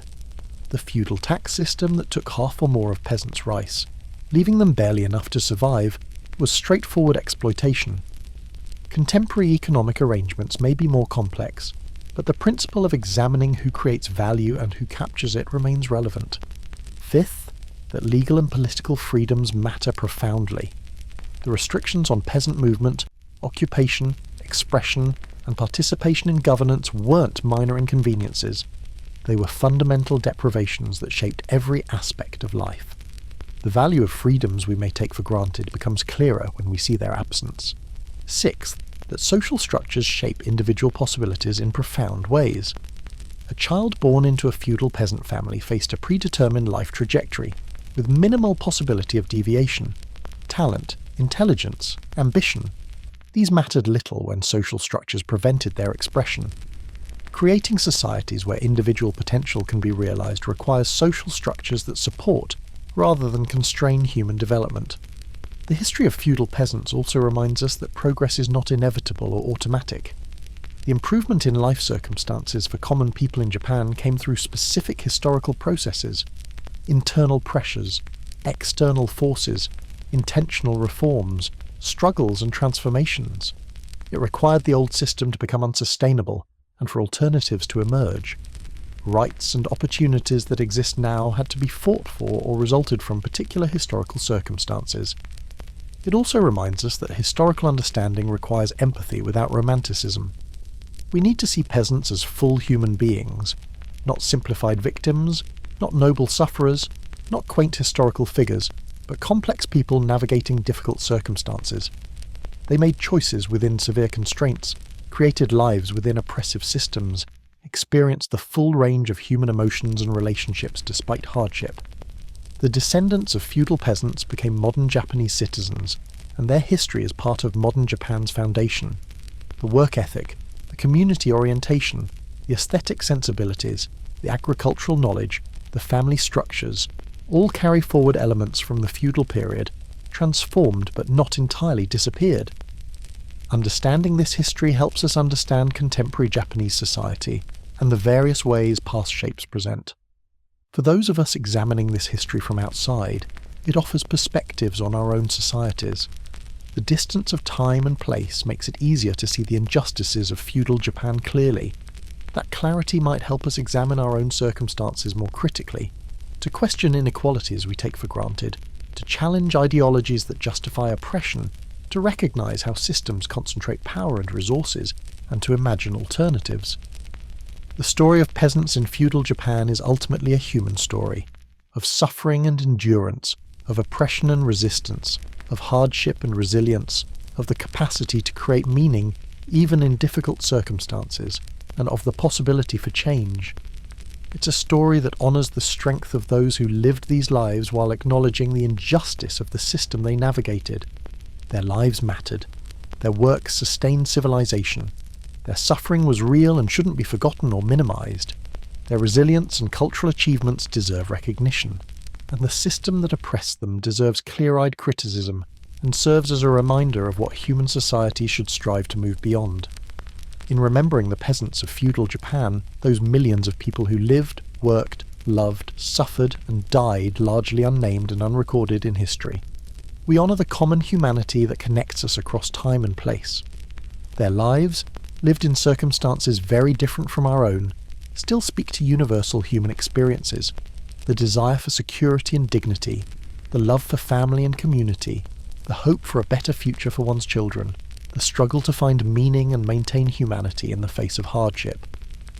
May their story remind us that every life has value, that injustice is never acceptable no matter how normalised or traditional it becomes, that human resilience is remarkable, but shouldn't be necessary to survive systems designed to exploit, and that creating a more just world requires both acknowledging past injustices and working to prevent their recurrence in new forms. The fields they worked are still there, now farmed with modern equipment by people with freedoms their ancestors couldn't imagine. The villages they lived in have transformed or disappeared, replaced by modern towns and cities. The system that oppressed them is gone, replaced by different social and economic arrangements with their own characteristics. But the memory remains, or should remain, of millions of people who lived entire lives of hard work and limited freedom, who created beauty and meaning despite poverty, who endured injustice with remarkable strength, and who ultimately were human beings deserving of dignity, opportunity and remembrance. Their story, told here in this quiet exploration of daily life and systemic oppression, is just one chapter in the long human story of struggle between hierarchy and equality, between exploitation and justice, between the systems that concentrate power and the human desire for freedom and dignity that ultimately refuses to be permanently suppressed.